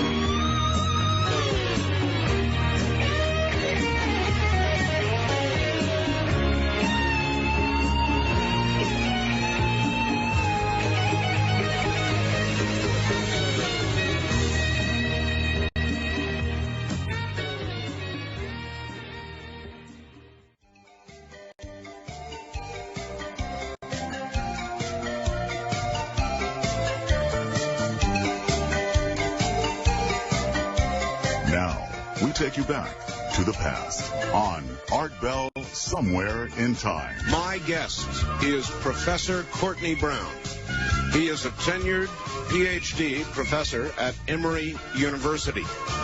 He has written a book called, isn't that terrible? It's Cosmic, is it Cosmic Journey? Is it Cosmic Voyage? It is a cosmic trip, that's for sure.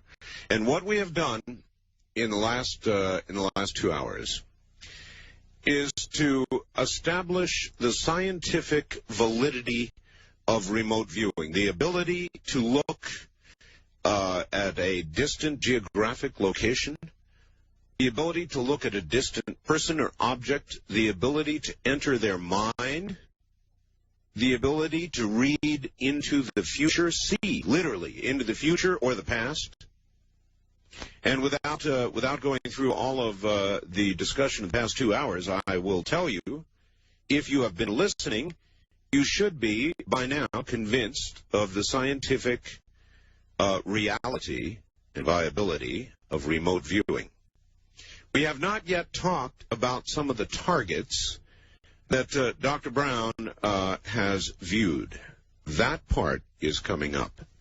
I could not have done that, ladies and gentlemen, in my view, without having established the base, the scientific, repeatable base of proof for the existence of remote viewing. Having done that, and I think having done that, we will indeed begin to ask about specific targets shortly.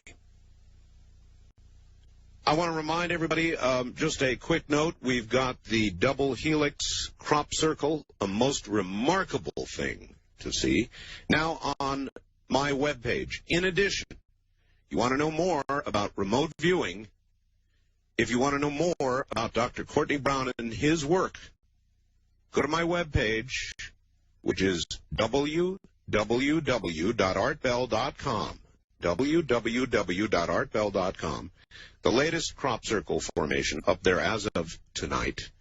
The link to Dr. Brown up there as of last night and available to you on my webpage now.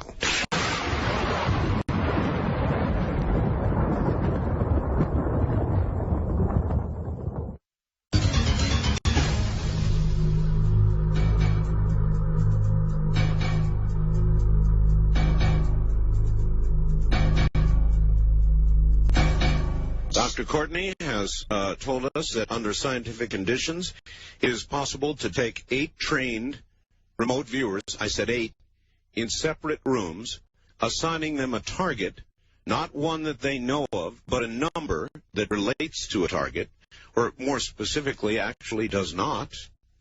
And the 8 remote viewers will go to their target, report the information.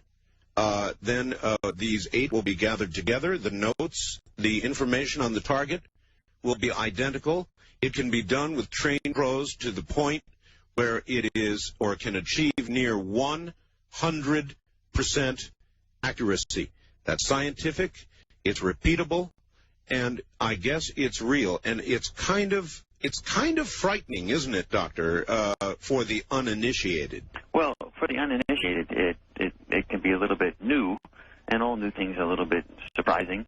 But I want to say, just to help clarify something, that the results necessarily are not necessarily identical across remote viewers, and that is because the personality of each remote viewer is involved in what they particularly go for. But isn't the goal to suppress as much of that? That's right, but let me explain. All right.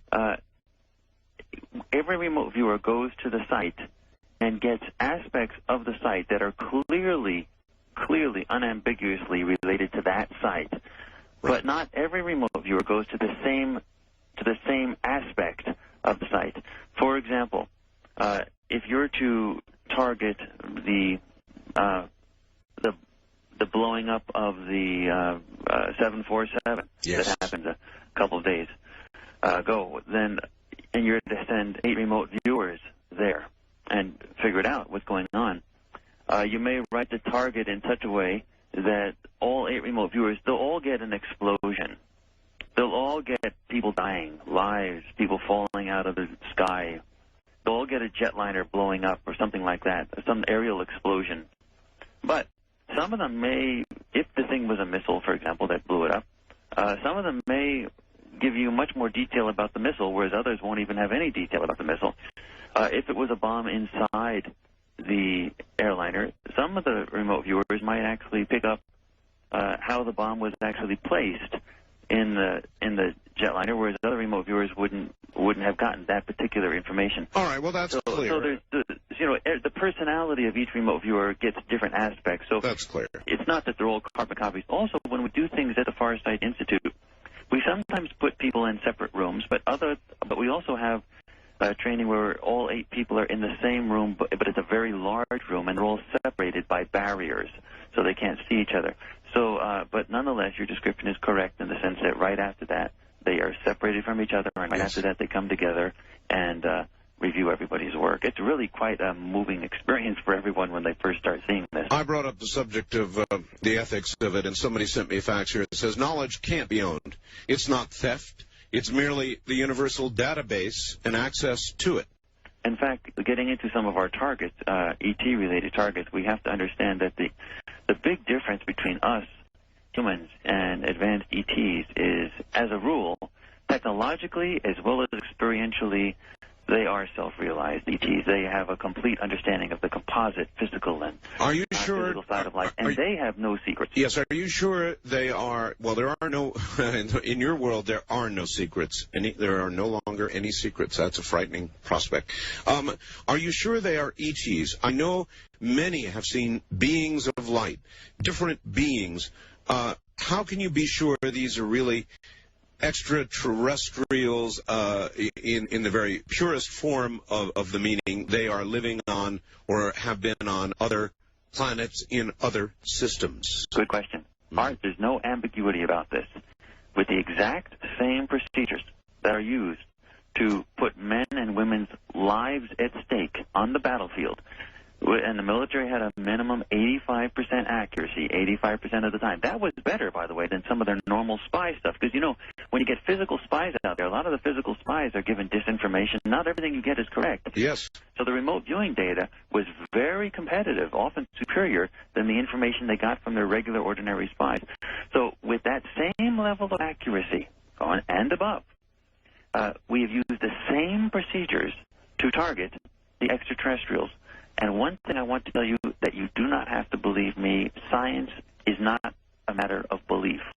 It's a matter of replicability under controlled scientific laboratory conditions. And we do not have just me as a remote viewer doing this. Besides the military folks, or the former military folks, we have 32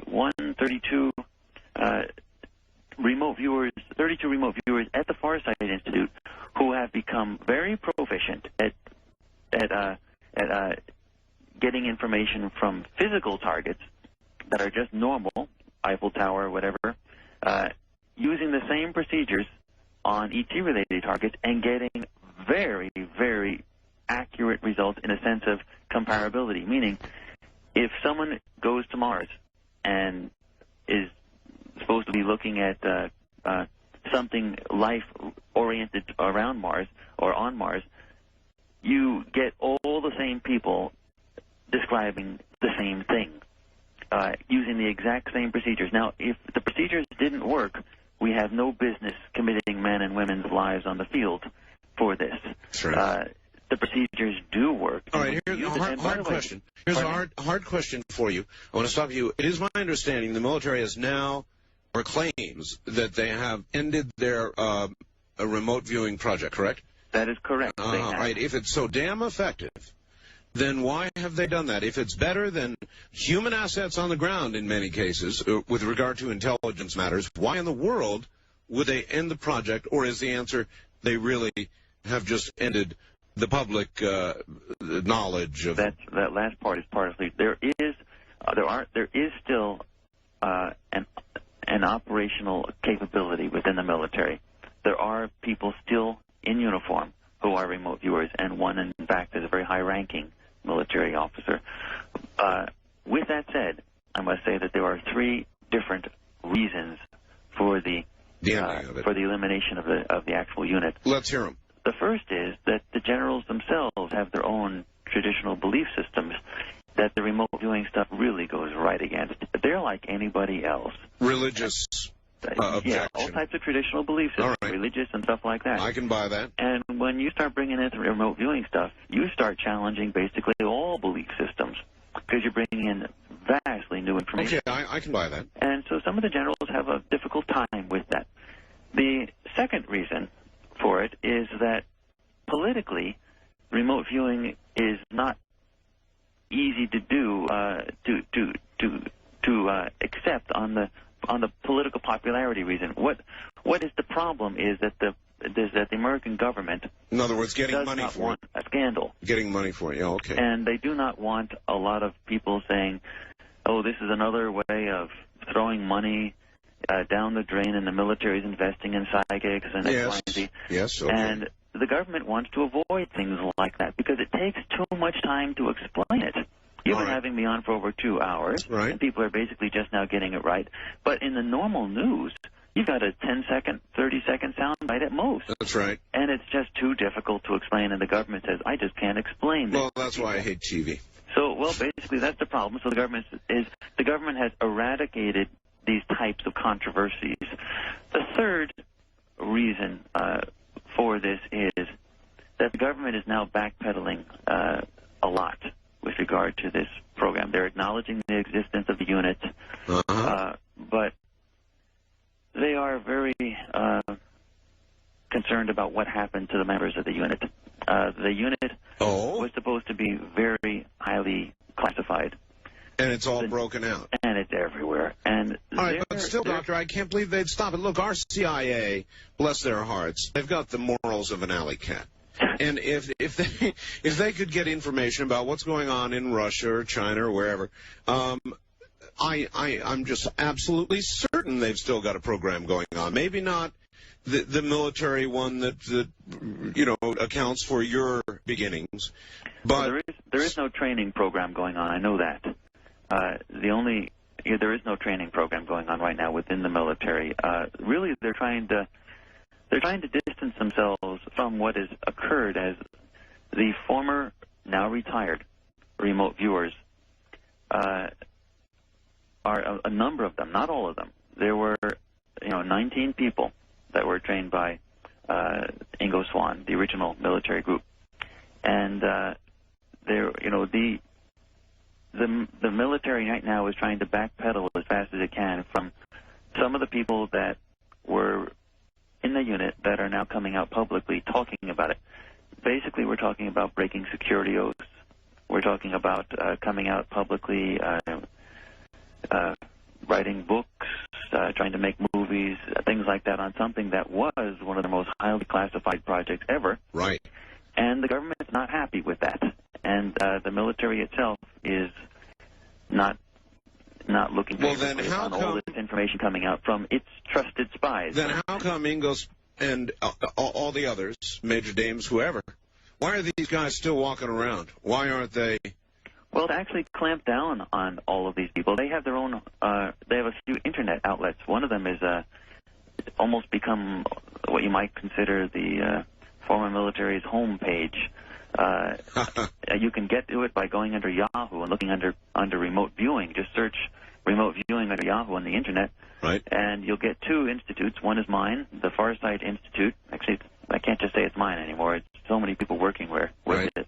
And the other is the controlled remote viewing homepage of one of the former military people. Right. And the whole history of the unit, all of its bumps and everything, its warts and everything can be found there.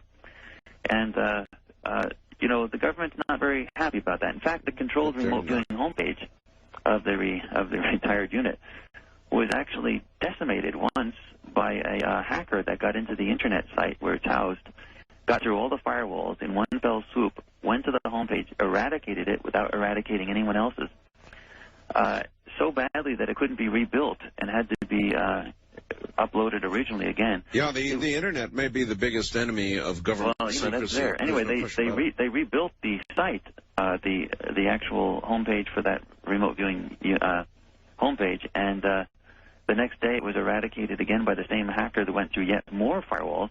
And this time the hacker said, I'll show you, and destroyed the actual internet server, the actual machine that the site was made on. Wow. And then the hacker so thoroughly destroyed, this is a high-level hacker that knows everything, so thoroughly destroyed the thing that the company had to actually go out and buy a new web server for all of its customers because the machine was destroyed. I mean, it was a total eradication.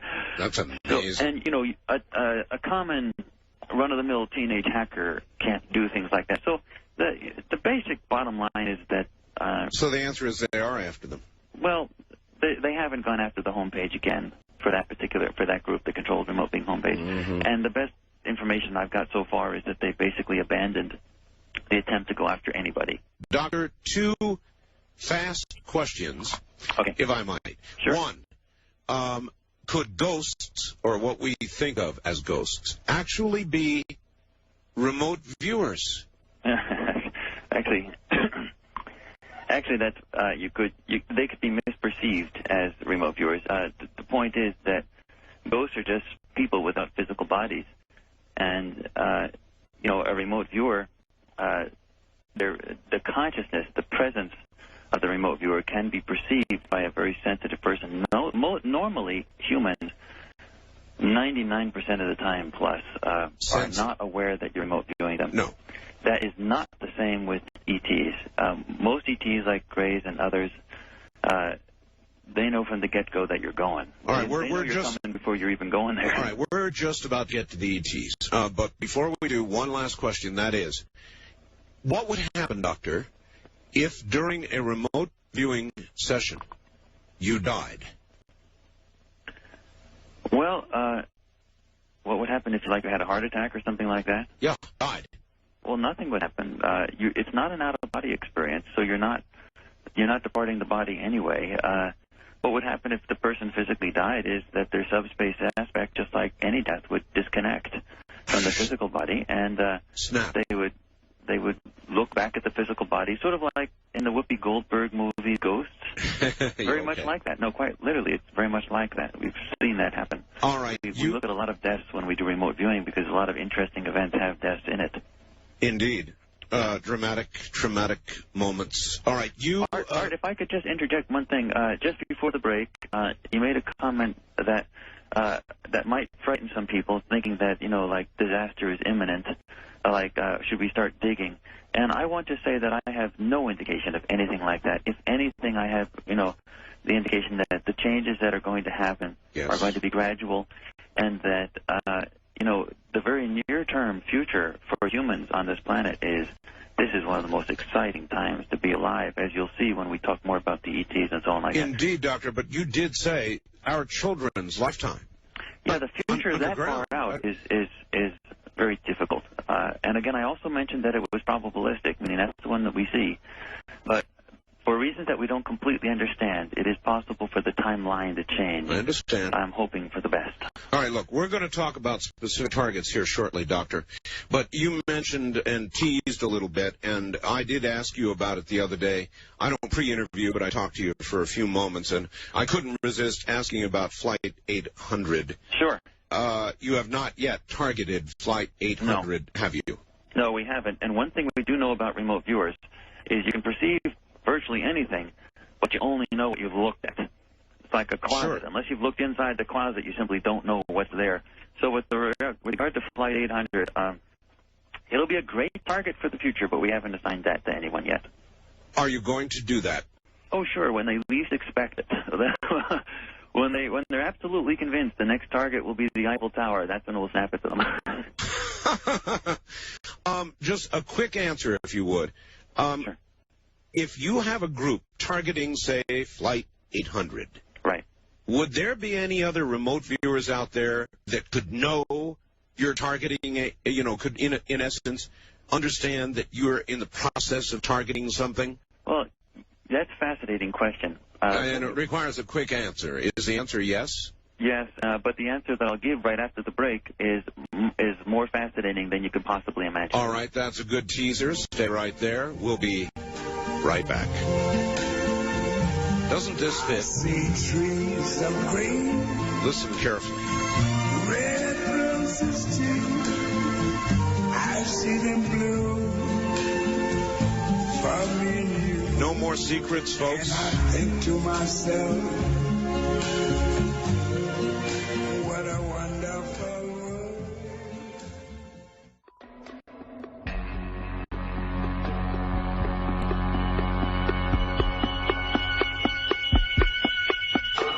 Premier Networks presents Art Bell, Somewhere in Time. Tonight featuring Coast to Coast AM from July 19th, 1996. My guest is a tenured professor at Emory University, Dr. Courtney Brown. The subject, remote viewing. Back to it in a moment.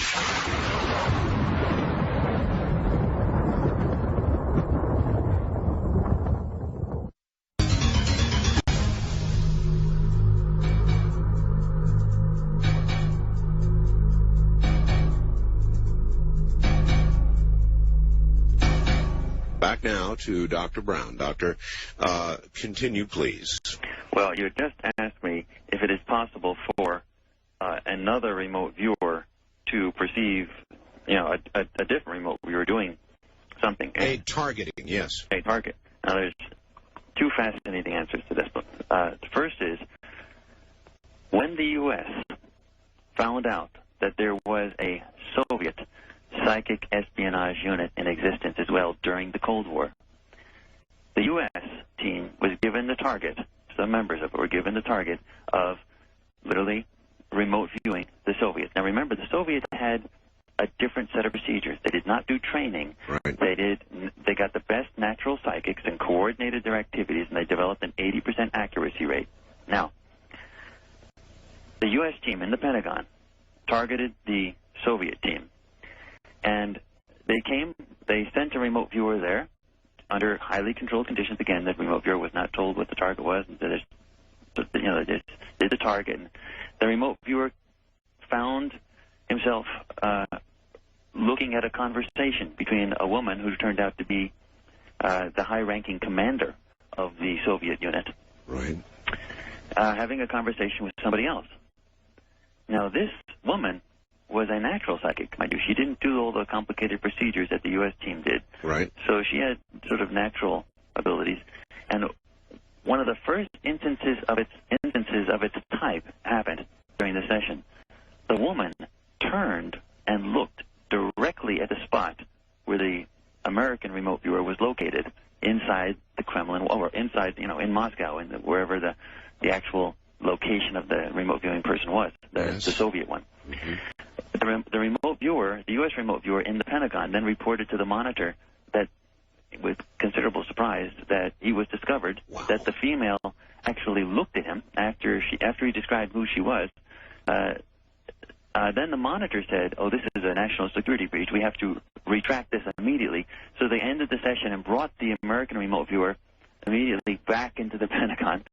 And then the Soviet woman extended her consciousness out, because she was a natural, mind you. She didn't need all the elaborate preparatory stages that the American team needed. Came right back at us. She came right back at him moments later and followed him back and ended up in the Pentagon looking at them.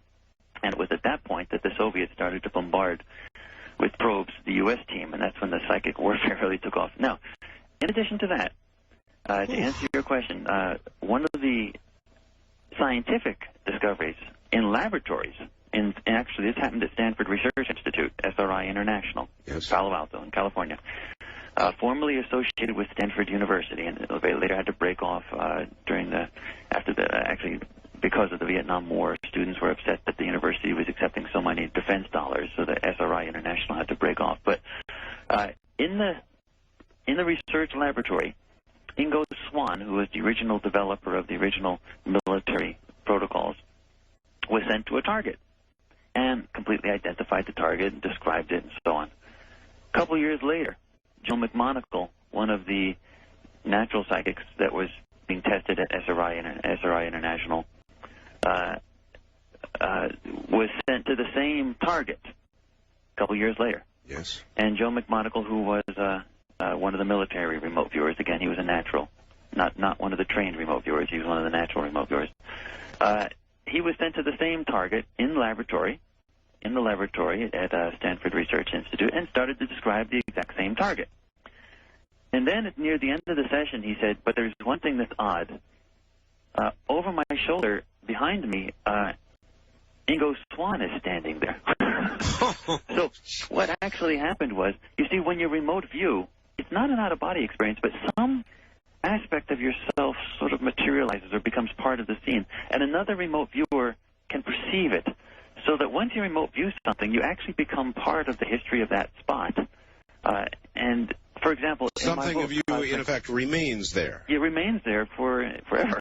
And wow. In my book, I was given, in my book, Cosmic Voyage, as what they call a calibration target, just to check on it's a verifiable target, just to check on your use of the procedures. I was given the target under totally blind conditions again, the Battle of Gettysburg. And, after doing the procedures, I did end up at the Battle of Gettysburg and describing it and even identifying it at the end of the session. This is the Battle of Gettysburg. It was a horrendous scene. It was very emotional because I never saw so much life ended. Don't you come out of them drained? I mean, how can you go through the Battle of Gettysburg, seeing it, feeling it? That often does happen. Some of our remote viewers go through a couple sessions, 3 or 4 sessions a week, and some of them go through one a week, depending on the nature of the session. If the target is the Eiffel Tower, there's not much draining there. But in that case, for example, in the Battle of Gettysburg, that was really quite an experience for me to see that many people kill themselves. And if some other remote viewer were to go to the Battle of Gettysburg and to poke around long enough, they'd eventually find me, meaning they'd see something, they'd call it, there's some subspace being hovering above the battle. I'm with you, Doctor. Listen to me for a second. While I ask this, doesn't this go back to our discussion of the nature of time? Well, this is a fascinating subject. We now know that time, in reality, does not exist. Let me explain.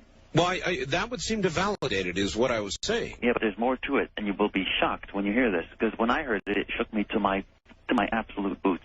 The problem is the following. We found out that time really doesn't exist. What we have when we're in this 3+1 dimensional world, in these physical bodies, what we have is not time. What we have is the limitation of perception. When we're looking with our eyes, it's as if we're looking out the window of a fast-moving train, and everything that blurs past the window we see, but in a moment it's gone. And just because a train passes by a tree and you can momentarily see it, but then you can't see it anymore, yes, it doesn't mean that the tree doesn't still exist. What we found is that there's no experiential difference at all when you remote view something in the past, present, or future. Right. It's as if it's all in the here and now. And what we now know is that since time really doesn't exist, the only thing that exists is a limitation of our perception, so we can only see instantaneously what's occurring in the now. Gotcha. What we really have is a situation in which the past still exists. It never went away. Our limitation of perception limited our ability to see it, but it's still there. And the most amazing thing about this, when it hit me, when I realized that for the first time, I said, oh, my Lord. Sure. That means the Holocaust is still going on. Everything that was bad, everything that was good, still exists. It's not gone anymore. We just can't see it. Everything that has ever happened and ever will happen is in the here and the now. The only thing that's different is we can't perceive it unless we use specialized procedures that allow our soul to get that information about what's in the here and now, in the past, in the present, and the future, to our physical electrochemical minds. Our limitation of perception is the only thing that's stopping our realization that the past, present, and the future all exist. That means that the future can perceive the past, and it is possible for the past, present, and the future to interact. Sure. And this is another interesting lesson to learn. If you have some of your listeners out there who have seen flying saucers, UFOs, ETs, and they saw them in the sky and felt fear, perhaps, they should discard that fear, because in very great reality, you never know what you're looking at. Who's flying that saucer? We now know that there are extraterrestrials, truly, different species. And when but are some they? Of them, and some when, of them are future humans. And when are they? I was going to say, yeah. Well, the point is... Doctor, I've got to ask you about something. If I don't, my fax machine will burn up. Everybody asks you, it's got to be the question, right. And you have to have targeted it, I hope. Hi, Art, can you ask the doctor, please, if Oswald was the lone gunman? Oh, well, let me say, I'm going to give you an answer that you're not going to be satisfied with, but I'm going to give it to you anyway. We have targeted the assassination of JFK, for sure. But we have not made a project out of it which would answer that question. We send trainees there regularly, and we do, in fact, get... in fact, one of the sessions of a trainee doing the JFK assassination is up on our webpage. It is? Yeah, so you can actually go to it. I forget which. We only have results for 11 people up there right now, but by the end of the summer, we'll have over 30 up there. We're trying to get the results up as fast as manpower allows. Well, what we've got 11, but one of them, near the end, I think it's number 11 or 10 or something, is the JFK assassination. And the trainee was not sent to all the different aspects of the target. That trainee was sent, for example, to just the JFK assassination, the basics, and they got the horror, they got all the details, the person in the car and the metallic vehicle moving, the whole thing. Other viewers have targeted it and actually followed bullets and actually got to it and figured out what it was during the session. In fact, it was so powerful.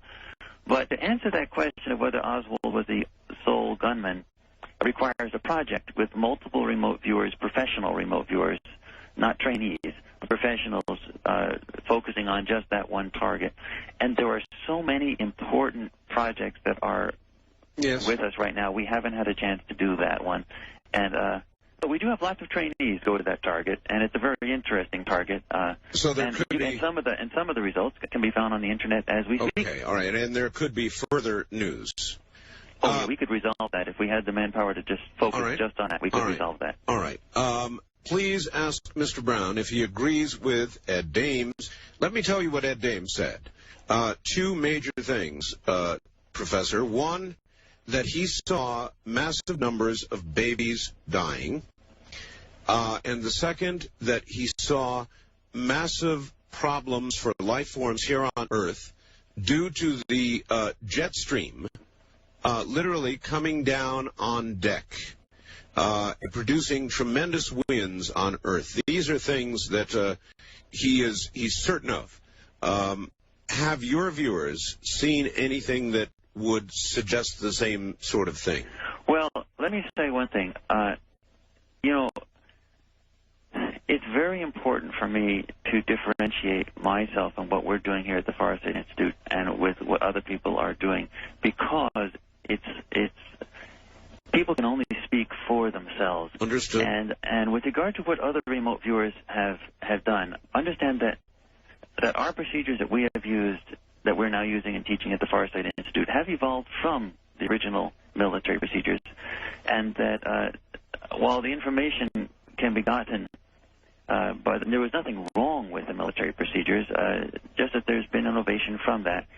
And I feel it's very important for your listeners to understand that if I say, no, we haven't seen something or something else, that doesn't mean that it wasn't seen. That, it's like the closet. You only look at what you see. You only see what you looked at. Fair enough. And so some of these things that you'll mention that other remote viewers have seen may differ from what we get, in part because we have not looked at certain things, and in also part because we're not doing things quite as they were doing them, or still are doing them sometimes, and we're doing different procedures, and time will tell with regard to our changes, our evolutionary changes in the procedures, whether accuracy or whatever is different, better, whatever. All right, so now, with regard to the changes that you're talking about, yes, those particular changes, yes, not commenting on that particular person's work,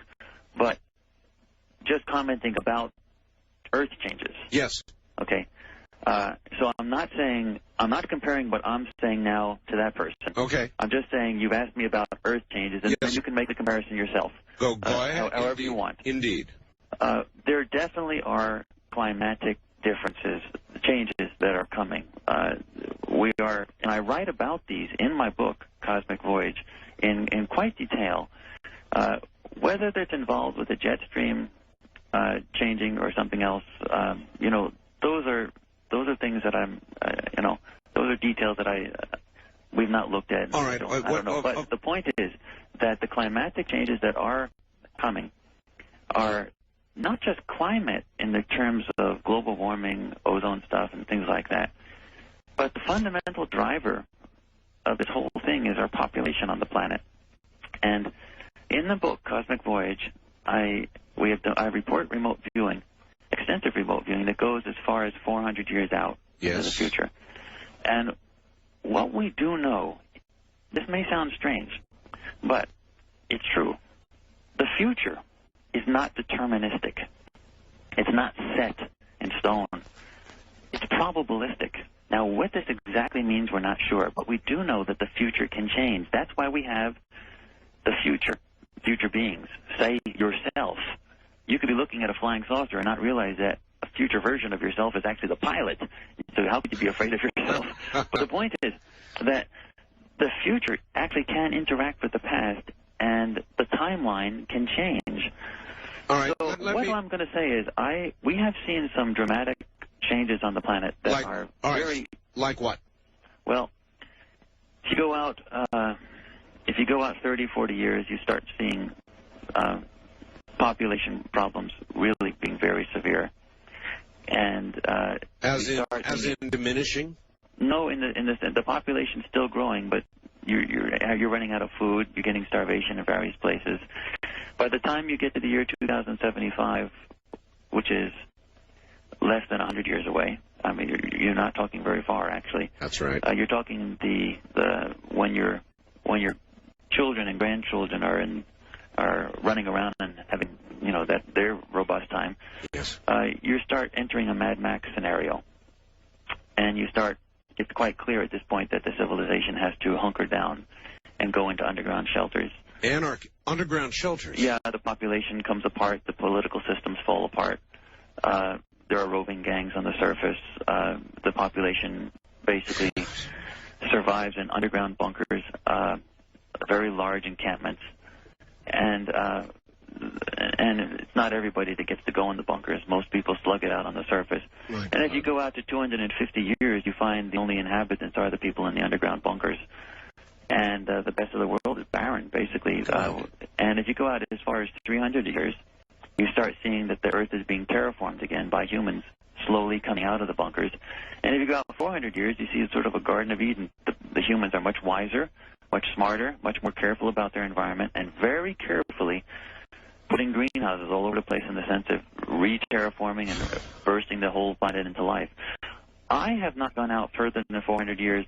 Robert Monroe at the Monroe Institute, when he was still alive, he and some others had gone out as far as 1,000 years, and they found a completely reborn planet. I mean, completely reborn, robust and very wise humans that are completely reoriented with regard to their role as not users and abusers of the planet, but caretakers.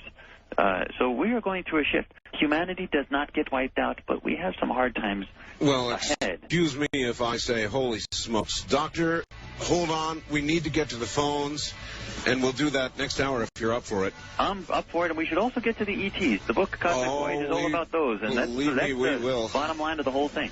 Believe me, we will. And if you knew how much what you just said sounds like what Major Dame said, I guess you'd probably start digging.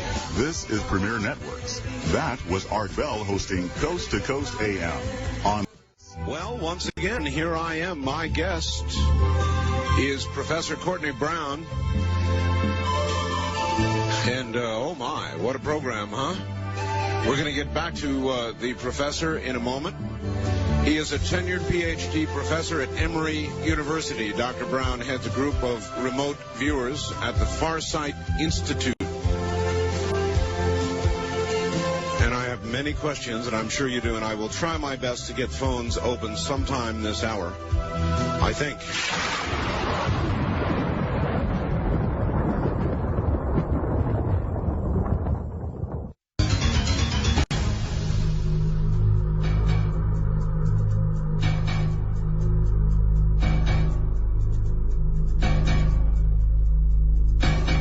Back now to Professor Brown.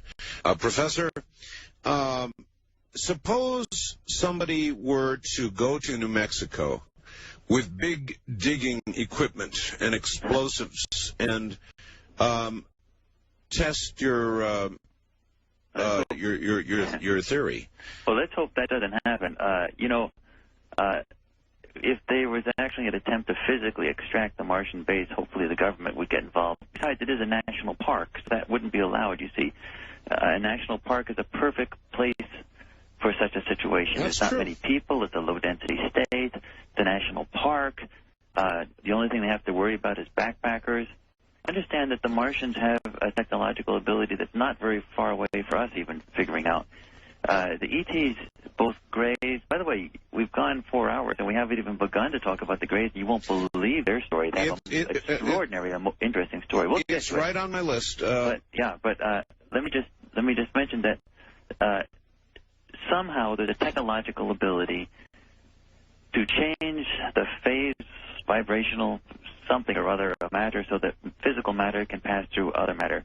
ET ships don't need a tunnel to get through rock.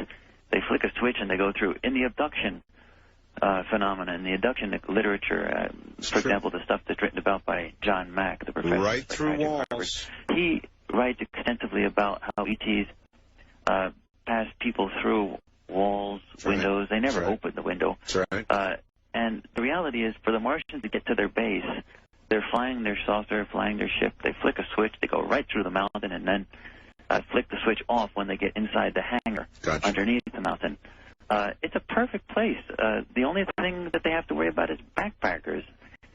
So it's certainly a good enough place for a processing center for the next couple some odd years while we're sorting ourselves out. But the remote viewing, I have a chapter about this in Cosmic Voyage. The remote viewing done under totally blind, laboratory-controlled type conditions of the future of that base is that eventually a tunnel is made into the base, and it becomes an immigration processing center. Okay. And so, a tunnel is made, train tracks are put in through it. Passing in and out with advanced ships may be okay for the Martians, but when it gets to humans, putting people in and out on a processing center, immigration processing center, we're going to want tunnels and vehicles that can go in and out normally. Okay, since time is short, I want to ask, I've had Graham Hancock on my program, Richard Hoagland on my program, and countless others who would tend to verify a great deal of what you're saying. So I've got to ask you about the pyramids Wait now. The pyramids on Mars, the phase on Mars, and what we have at Giza, and how it relates to what you've been telling us, if it does. Well, the Martian Cydonia complex, where the pyramid is, as well as the face and so on like that, those are clearly the ruins of an ancient Martian city. We send people there all the time. It's one of our favorite spots to send people because it's such a clear target. We send them back in time to the time when that place was actually active.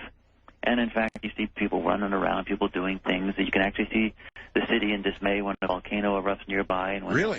It's sort of like Pompeii when the volcano goes by. But also when the climatic problems start to occur, you see with the disruption of the city, because they didn't have a high technology back in those days. And so they were really terribly affected. And so that's clearly the remnants of a city. What Richard Hoagland and others have been saying about those being ruins is true. Those are ruins. And that's very near term. You're not going to have to wait for your kids and grandkids to know that. You'll know that in your own lifetime. The other thing is Mars and Egypt, seems very, very parallel because we indeed have a sphinx, we have pyramids and so on. And we have to remember that the word Cairo, the root of the word Cairo in Arabic is Mars. Cairo means Mars. That's the root of the word. And there was a tremendous parallel in culture between the Egyptians 3,000 years ago and the ancient Martians that were destroyed. There may be a very specific link between Mars and the ancient Egyptian culture. I don't know that link. We're trying to get more remote viewers to solve so many of these problems. But I don't believe in coincidences anymore. There's enough coincidental similarity to make me think that it's certainly worth a very good look. Because the word Cairo means Mars, the pyramids, the face, the same type of stuff, the same ruins. It's too reminiscent of... So these will be targets. Yeah, but something like that has to be resolved in a project. And a project means a whole bunch of remote viewers remote viewing something under tightly controlled. I mean, you're dealing with professionals at this point, not just trainees. Right. Trainees have experiences, and we publicize that, and we put them up on the net. But many of these projects require professionals working, and we're getting that way. Let me tell you that there are many people in our professionalization program. After taking the Farsight Voyager, the first intensive 1-week course, there are many people that have stayed with it and are going on to the professionalization program. Everybody that takes the course so far, absolutely every single person has had very clear remote viewing results. But the point is, we want many of those people to go on and become professionals, and as many as are intuitively driven or drawn, we want them to become teachers. We want them to be better than the best ever were. We want them to be better than myself. Every generation of remote viewers is going to be better than the past generation. So we're trying to get this institute expanded as much as possible. We know that the future of the institute is very bright because we know that the things that are already out in the press, Cosmic Voyage, things like that, those are things that are just on the very near horizon for being verified. The one thing is, we have known the remote viewing results for a long time. The laboratories have had solid evidence of remote viewing being an operational capability for 3 decades. But it's not made a dent on the planetary population. Scientists and others have been able to just simply disregard it and say it's just not relevant, or just say it didn't happen, just to ignore it. But the reason Cosmic Voyage is so important as a book is it raises the stakes phenomenally because it's no longer a parlor trick. Now, remote viewing, a demonstration of who we are as composite beings. Remote viewing is now used to say something before it actually occurs. Yes. And when the actual ET stuff really hits in the very near future, when we really all are as a planet talking about our interplanetary neighbors, then everybody will say, wow, remote viewing isn't a parlor trick. Consciousness really matters. This stuff was all known and published in advance of it actually occurring. That means that the understanding of who we are as beings, the nature of our soul, leaves the realm of idlers and enters the realm of the mainstream. And that is one of the most exciting planetary changes that we're going to be seeing. The Martians are here. This is, all right, now, this is, I want a serious answer to this question if I can get it. We have two choices, apparently, to accept them and allow them to, in effect, immigrate and come above ground, as they apparently want to do, according to you, or to reject them, to fight them, to react as humans so frequently do, violently. If that is the case, would they, like a cornered animal, fight? I don't think so. They don't have anything in their makeup they're not an aggressive, hostile species. They're so desperate right now, there'd be no benefit for them to do something like that. Well, there is a modern expression about desperate people doing desperate things. Yeah. On the other hand, your question raises a good point, and it's probably one of the things that the generals are going to be talking to the president about, saying, look, we don't want a battle on our hands. If they're desperate, let's resolve this thing peacefully. If they need to get out of there and their only option is suicide, then let's resolve this and help them. But we have to understand there's something else. There are, we now know, and I've written about it, all the things that I'm talking about briefly here are in detail in the book Cosmic Voyage. It's available all the major bookstores. If they're sold out, they'll order it. So, if your listeners are wanting to get the rest, the meat and potato, the meat that goes on these bones, it's there. You don't have to wait to get it. And the reality is that when it comes to Martians, there are, I mentioned one base. It's a processing base underneath Santa Fe Baldy, outside of Santa Fe, inside a national forest in New Mexico. But there are other places on the surface where villages live, and they're basically mistaken as being thought that they're just sort of native, Native American, or actually not American, but in South America, Indian stock and things like that. But the point is that they're living a clandestine life because of the nature of their existence. But you have to understand, for example, inside the base, underneath Santa Fe Baldy, right here in the United States, in New Mexico, there is a nursery. This is very typical of other nurseries that exist. There is a nursery where moms are taking care of kids. Now, you have to understand, a lot of those kids were born in that nursery. They were born here. That means, face the facts, we have a constitution. The reality is some of those kids are American citizens, and their parents have legal rights for expedited green card status. So we have some real reasons for having, legal reasons for having a desire to lift our head up out of that sand like the proverbial ostrich and start saying, not only are we not alone, but some of them are us. And, they don't need warheads. What they need is passports. The Greys. Let's do it. Who are they? Those Greys are interesting. They've had a bad rep. What has happened with the Greys is the early abduction literature was filled with horror stories about how they were abducting people in the middle of the night, performing gynecological and urological experiments and procedures and are diseases. They? Well, in a way, but the reality is we now know the whole picture. You see, back when we first got introduced to Greys, back in 1947, when in fact the Roswell thing did occur, we sent people there under totally blind conditions regularly because it's such an interesting target. There really was a crash. We can even now we occasionally target even the wreckage now where the remaining parts are, what laboratories the parts are and things like that. The point is that back in 1947 when we first found out as a government about the Greys, the government was put between a rock and a hard place. What could the military tell President Truman and all the other presidents afterwards? They could say, well, look, Mr. President, you can tell people on the radio or on television, whatever, that the ETs are here. They have extraordinarily advanced technology, that basically we're defenseless, and that they may be doing some things to our citizens that our citizens may not particularly like. That's right. Oh, by the way, Mr. President, the only other thing you could tell them is that everyone can panic at their own discretion. And every president since Truman has said the same thing. I'm not going on the air with that. Well, I wouldn't either. You've got to give me something better. There's got to be some hope at the end of this tunnel. And one of the main reasons for Cosmic Voyage is to give the other end of the picture, to give the information that was lacking back in 1947. So we now know that, in fact, we're not being invaded by a hostile species. If anything, the Greys are as helpful to us as they were to the Martians. They're the cavalry, the rescue corps.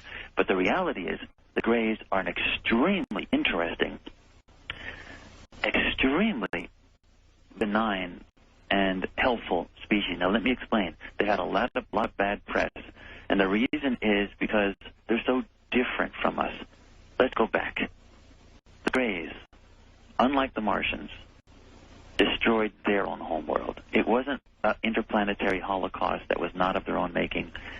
They were very similar to us, except they did not have the limitations that we have. They were completely telepathically aware even back then. But they were very similar to us in the sense they were burning themselves off their own home planet. They basically killed their own planet through wanton abuse of their environment, greed, selfishness, the works. And what happened is they had to go underground in order to survive. Not too dissimilar to what we're going to be facing in 100 years. Actually, less than that, about 80. But the point is, they had to go underground. And when they went underground, as a matter of survival, they had a collective nervous breakdown. They said, well, now we have to start fiddling with our science, our genes. Well, it'd be nicer if we were a little shorter, because it's hard to walk around in these tunnels. It'd be nicer if we had larger eyes. There's not that much light down here, down under. Mm-hmm. And then they started to saying, well, it's as smaller beings, it's hard to give birth. We might as well start raising our fetuses in tubes, in like large canisters. And then they started to say, well, look, we're getting good at this genetic manipulation stuff. Why don't we solve the problem in the first place? Why don't we get rid of the rampant emotions, the greed, and everything else that we had that drove us to this stuff? And then they did the following. When you have a happy experience, you have happy molecules that are created electrochemically in your brain. When you have an unhappy experience, you have unhappy molecules that are created. That's why a mood takes a little while to dissipate, because the molecules are still hanging around. And the Greys said, let's change our brains genetically so that we have only one electrochemical response to any stimulus that we get. And we'll try to advance spiritually. They were self-realized in the sense that they knew they were composite beings. We'll try to advance in the spiritual realm, and we'll get rid of all the anger, all the hostility, everything. They even got rid of love on the electrochemical level. And what they have is basically a society that's not that indifferent from Spock. Electrochemical brains that produce only one benign response to anything that happens to them. And they evolve spiritually tremendously, but they realized ultimately they were in a cul-de-sac, a dead end. The reason for them being composite beings, physical as well as subspace, was so that they could experience something in the physical realm. And then they realized that unless they had more emotional flexibility in their minds, they couldn't be like some of the very great beings that they discovered out in the realm. They needed to experience more, yet they were terrified of going back to their own past. They were terrified of their own past genetics, because that's what led them into that problem of that collective nervous breakdown in the first place. They went to the Galactic Federation. All of this is explained out in detail, point by point, in the book Cosmic Voyage. And they went to the Galactic Federation, served as outstanding members of the Federation for many projects, including rescuing the Martians, for a long time. And they eventually, finally, submitted, like going for a National Science Foundation grant, they submitted their own application for help in a genetic uplift project for themselves. And they picked our planet, Earth, because of tremendous variety in genetic variation on this planet. And they applied to the Galactic Federation and said, may we have permission to go there and use the gene pool? They were awarded the grant. They were given permission. And then they got here. And what they do, you have to understand, we were alive before we were alive. We were alive before we were physical bodies. They go around, we've witnessed this countless times. They go around and people, human beings or pre-human beings, people who before they are physical human beings, volunteer. And they say, countless times we've seen this. And the Greys ask for permission. And the people volunteer and say, when I am a physical human being, I am willingly going to participate in this so-called abduction phenomena so that you can get some of the genes to help uplift the species. By the way, I have to say, before the commercial happens, I have to tell you, we have to come to this at the next half hour. The project works. It is one of the most beautiful transformations of a species that anyone has witnessed ever. And the point is that many humans volunteered before they were humans, knowing full well that when they did become humans, because of the limitations that we have self-imposed on ourselves with regard to our own genetics, that we would not remember the experience. And when you actually have an abduction experience, you don't remember that, in fact, you gave the permission. But the Greys are almost comical in the way that they ask permission for everything. And so the point is that when we remote view, say, for example, a woman, but it happens with men too, but a woman being abducted, being transported up to a Grey ship, having gynecological procedures going on and fetuses going in and out and so on, on the surface level, if you put a meter up to her electrochemical brain, it's like right off the meter. It would break the meter. Panic, chaos, horror, everything. But then the remote viewer can go deeper, and we have many times. You go into the subspace component, the subspace aspect of the person, the soul, and you find ecstasy, the reason for existence, fulfillment of purpose. And it doesn't make sense. And then the remote viewer has to travel back in time before the person was born, and you find a fully sentient being saying, I participate, and I will participate. Hold it right there. We'll be right back. Dr. Courtney Brown is my guest. There'll be more.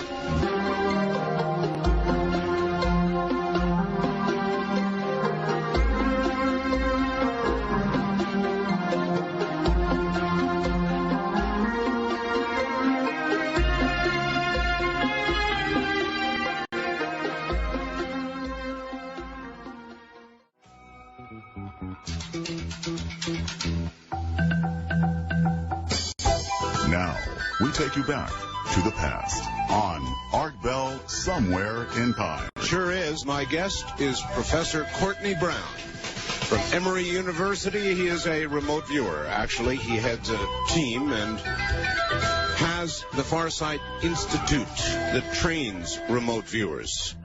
And we'll get back to him in a moment.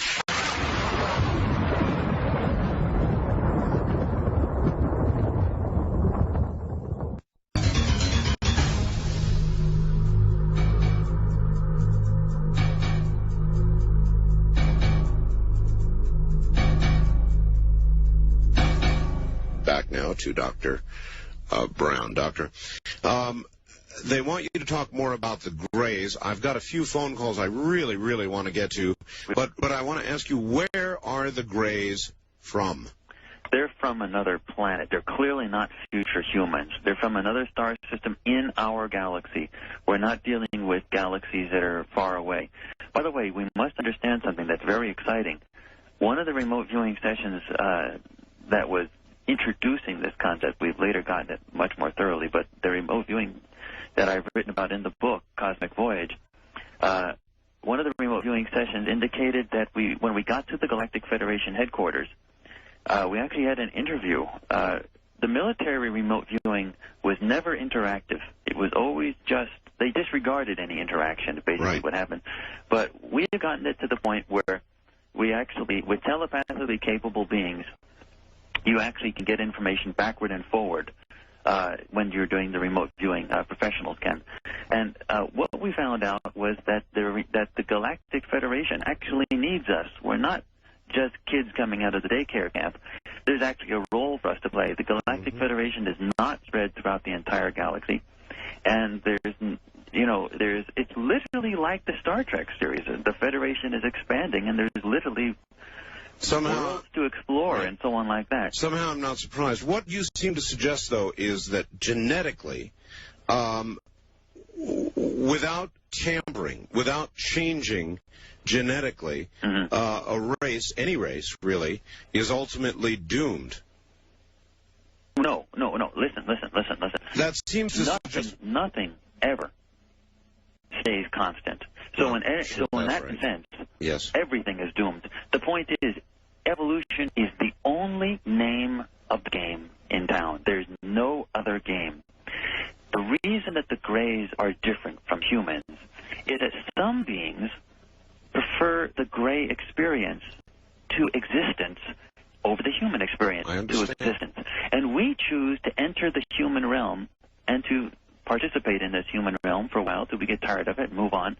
But the difference is that there is endless variation to existence, and some experiences are different than others.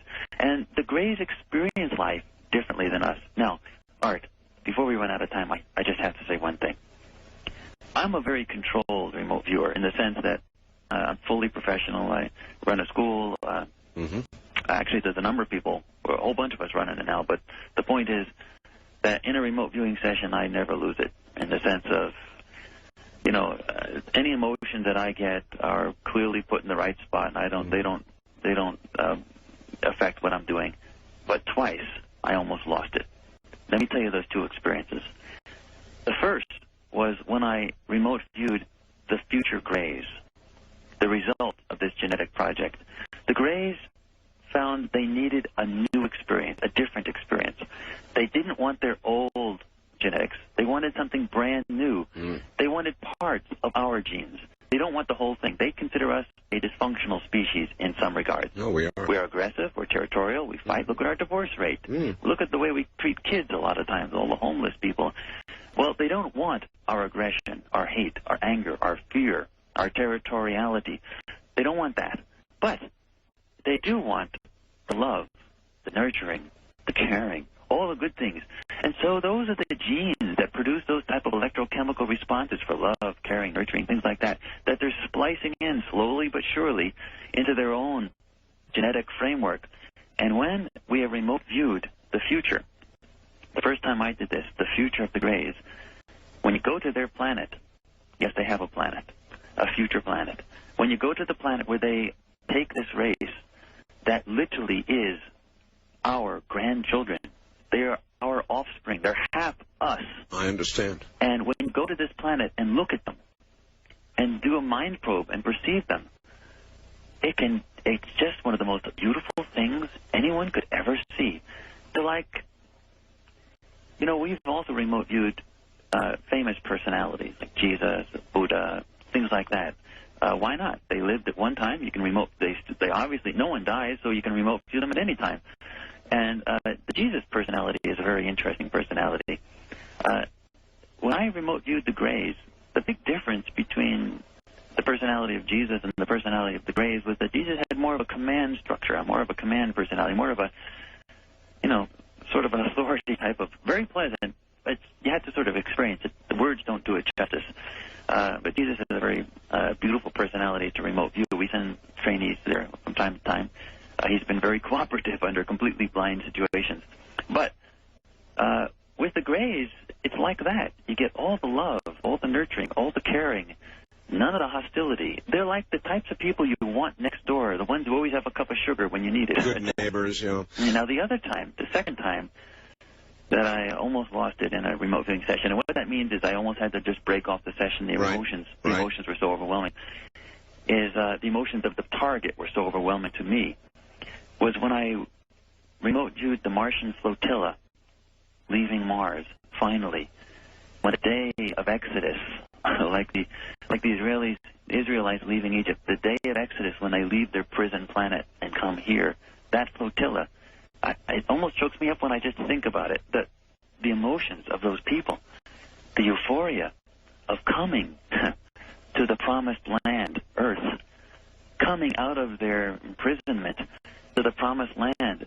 It's the emotions inside that flotilla when it comes in our not distant future is just one of the most remarkable states of emotional awareness that has ever been experienced by anybody. All right. We are happy to come here. Doctor, we've got to take a couple of calls. All right, go ahead. I've got people waiting, so let's do it. First time caller line, you're on the air with Professor Brown. Hello. Good morning, Art.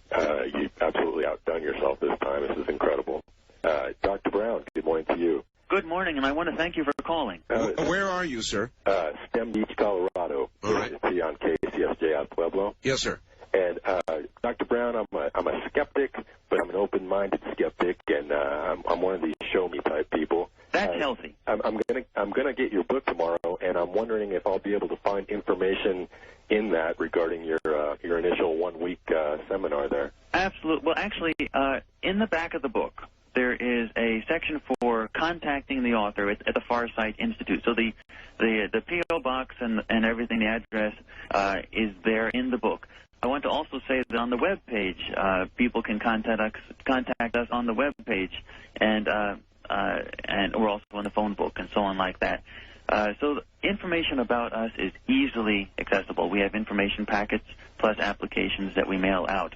In addition, if you go onto the web page, you can not only find out about us, but you can also see some of the student results. We're trying to get them posted as fast as we can. By the end of the summer, we'll have a whole bunch of new stuff. But we've got 11 people's stuff posted now. Lots more is coming. All right. Great. But yeah. Thank you very much. So there's the answer, caller. All the information you need for contact is in the book, and the book is in just about any bookstore. It's in all the bookstores. You know. It's selling very, very well, and I should also say that there eventually will be a paperback version, but that probably won't be till 1997. By the way, if a bookstore is sold out, just tell them to order it. They can get it quickly. All right. Wild Card Line, you're on the air with Professor Brown. Hi. Hi. Where are you? I'm in Toronto, Canada. Toronto, Canada. Okay, go ahead. Dr. Brown, you were talking about Roswell, and Yes. I was wondering if the Army has possession of the bodies, if there were bodies that were found, and if they were Martian or they were gray, or do you have any description on that? Good question. They were grays. They were not Martians. You know, the odd thing about that Roswell event, by the way, yes, the wreckage is still around. We even send some remote viewers from time to time to the current location of the wreckage. It's sort of, when you get to the point where you can do things like this, you have to think of new targets that will keep the... Yeah, I understand. Where is the current record? Actually, you know, to locate it geographically is something you can't do with a trainee, and that's all we've done. We send trainees to the actual location, and they get identical descriptions of this type of thing. But to locate the actual geographical location, you need a full project, and that we just have not had the resources to do yet. All right. Cosmic Voyage is a full project. We have some full projects. Cosmic Voyage is a printed full project. I am beginning to understand the difference. East of the Rockies, you're on the air with Professor Brown. Hello. Yes, Bill in Minnesota. Yes.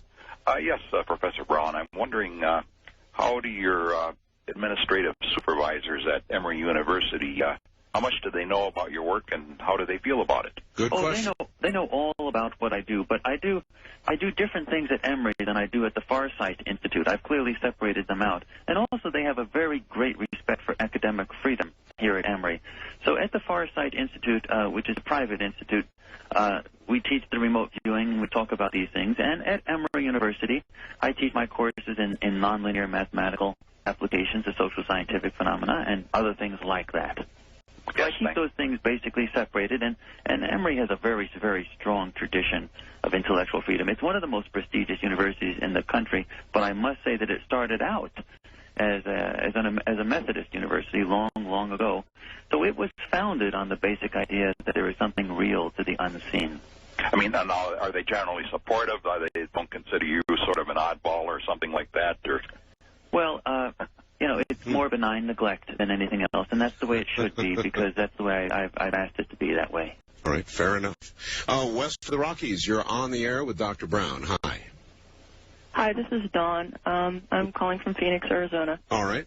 I have a question about, as far as the research you've done and your studies at the college there, have you ever had a situation where any of the controlled subjects have experienced or told you about control stations dealing with influences about remote viewing of a different kind, not so controlled, on a deeper level? I'm trying my best to attempt this. Yeah, explain it a little bit more. I don't quite understand I have done remote viewing with control stations throughout the United States. I have worked with the government, the military. I am a subject of a different approach of that one aspect of remote viewing. And I've wondered if they had ever seen anything of the nature of, government, computer systems, people, literally beings tapping into your brain. I mean, really touching base and intensity here. I have no, one of the good things about being a professor is you have the authority to say you don't know. And to be quite honest, I don't know. We haven't had any experiences of seeing anything like that. That doesn't mean something like that doesn't occur. I know some people in the military, in the official military remote viewing project, have stated to me on occasion that they think such things go on. And some of the, I don't know, but I don't know anything about it. Okay, good enough. Let's continue. We only have a very few moments, and I've kind of ignored the phones. First time caller line, you're on the air with Dr. Brown. Hello? Oh, wait a minute. Now let's try it. Hello there. Good morning. Good morning. Where are you, please? I'm in southern Utah. Yes, sir. I'd like to ask Courtney Brown a question. Sure. My question is, I know Joe McMonagle. I was at Monroe Institute for two different weeks. Great. I'd like to find out phone numbers on how to get hold of his Farsight Institute. Do you want to give that out, Doctor? Oh, sure. Actually, the best way is to write us, though, because we're overwhelmed after a show like this with the phones, and the best, I will give out the phone number, but let me give out two phone numbers. All right. The fax number is often good because something physically written, like a letter or a fax, is always better because we have an address we can clearly get, and the fax number is 404-636-5148. 404-636-5148. And if you fax us your address and so on like that, then we can get information packets to you. All right. The regular phone number, and if the secretary's not in, there'll be a computer voicemail system that will allow you to leave address and so on like that, is 404-320-2007. 404-320-2007. But it's much better to, rather than leave a voice message, it's much better to actually write us at Farsight Institute, Farsight, one word, like seeing far, at P.O. Box 49243. 49243. That's P.O. Box 49243, Atlanta, Georgia 30359. Now, that's zip Atlanta, Georgia 30359. The address for that is in the back of the book, Cosmic Voyage. And for people who are interested in remote viewing training, the very good first step is often just to get the book and ask us for an information packet, and we send it right out. And to those people who do have internet access, of course, you can get immediate satisfaction by just zipping to our homepage. Say, Doctor, you are right now at the home of the Olympics, which have just gotten underway. You have not taken a look at whether they're going to be safe, have you? No, we haven't looked at that. You know, you have to understand there's so many projects, and the things that are sort of current events happening right now, it's very hard, given the number of people we have trained so far, to mobilize things for something like that. In the future, when there are literally more remote viewers and more projects going on, then we'll be able to do things like that. But at this current time, I'm just looking like everybody else is looking at the television and wondering what's happening. All right. East of the Rockies, you're on the air with Dr. Brown. Hi. Yes, hello. This is Mike in Lexington, Kentucky. Yes, sir. Yeah, I tuned in a little bit late, so I apologize if this has already been answered. I'm like one of the other callers. I'm a little bit skeptical of some of this. I was wondering if Dr. Brown could give us any kind of an unequivocal, undeniable future event in the near future so that we can confirm this really works. Absolutely. Go out and buy the book Cosmic Voyage. I put my whole reputation on the line with that. The point is, it's printed. It's in print. And it's either true or it's not true. You don't have to argue about it in the sense of someone can say across the street, you can talk to them and say, well, what do you think? And they can want to get into an argument with you about it. And you know what you can say? They say, hey, there's no reason to argue. Let's just wait a little while. Patience is a virtue. And if it turns out to be true, you'll know it. The book is the proof. If it turns out that there are no Martians, that there are no grays, then, you know, I'm ruined. I'm not a gambler, and I'm not going to be ruined. But the point is, the book is the proof. It's the biggest proof that'll ever be needed. In fact, it's written precisely to be that way, so that the question of whether we actually have a composite nature, whether remote viewing actually works, that will be totally and irrevocably removed from our setting, from our agenda forever when the ET stuff finally happens. Well, Doctor, we're running out of time. It's been a joy. It has been a joy. It really has been a pleasure to have you. And we will, obviously, there's so much untouched ground that we will have you back again. Well, I would be very pleased and always honored whenever you invite me to come. Doctor, get some sleep. I shall. Thank you, my friend. Thank you, Art, and you have a great day. And good night. All right, everybody. That was Professor Courtney Brown. And many, many, many of you have requested his presence on this program for a long time. And so we finally connected. Now, I would like to close by thanking all of you who have no doubt stayed with us throughout the night. I will tell you, to get a copy of the absolutely incredible program that you just heard, you can call 24 hours a day, 1-800-917-4278. Please jot that number down. 1-800-917-4278. That would be the program you just heard with Professor Courtney Brown of the Farsight Institute and Emory University. I will be back Sunday night at 7 Pacific with Dreamland. And then we'll be interviewing Konstantinos on the subject of vampires. That should be interesting. Back Monday night, Tuesday morning with Coast and who knows what. I never know about this program. So, from my heart and from the deserts, good night, America.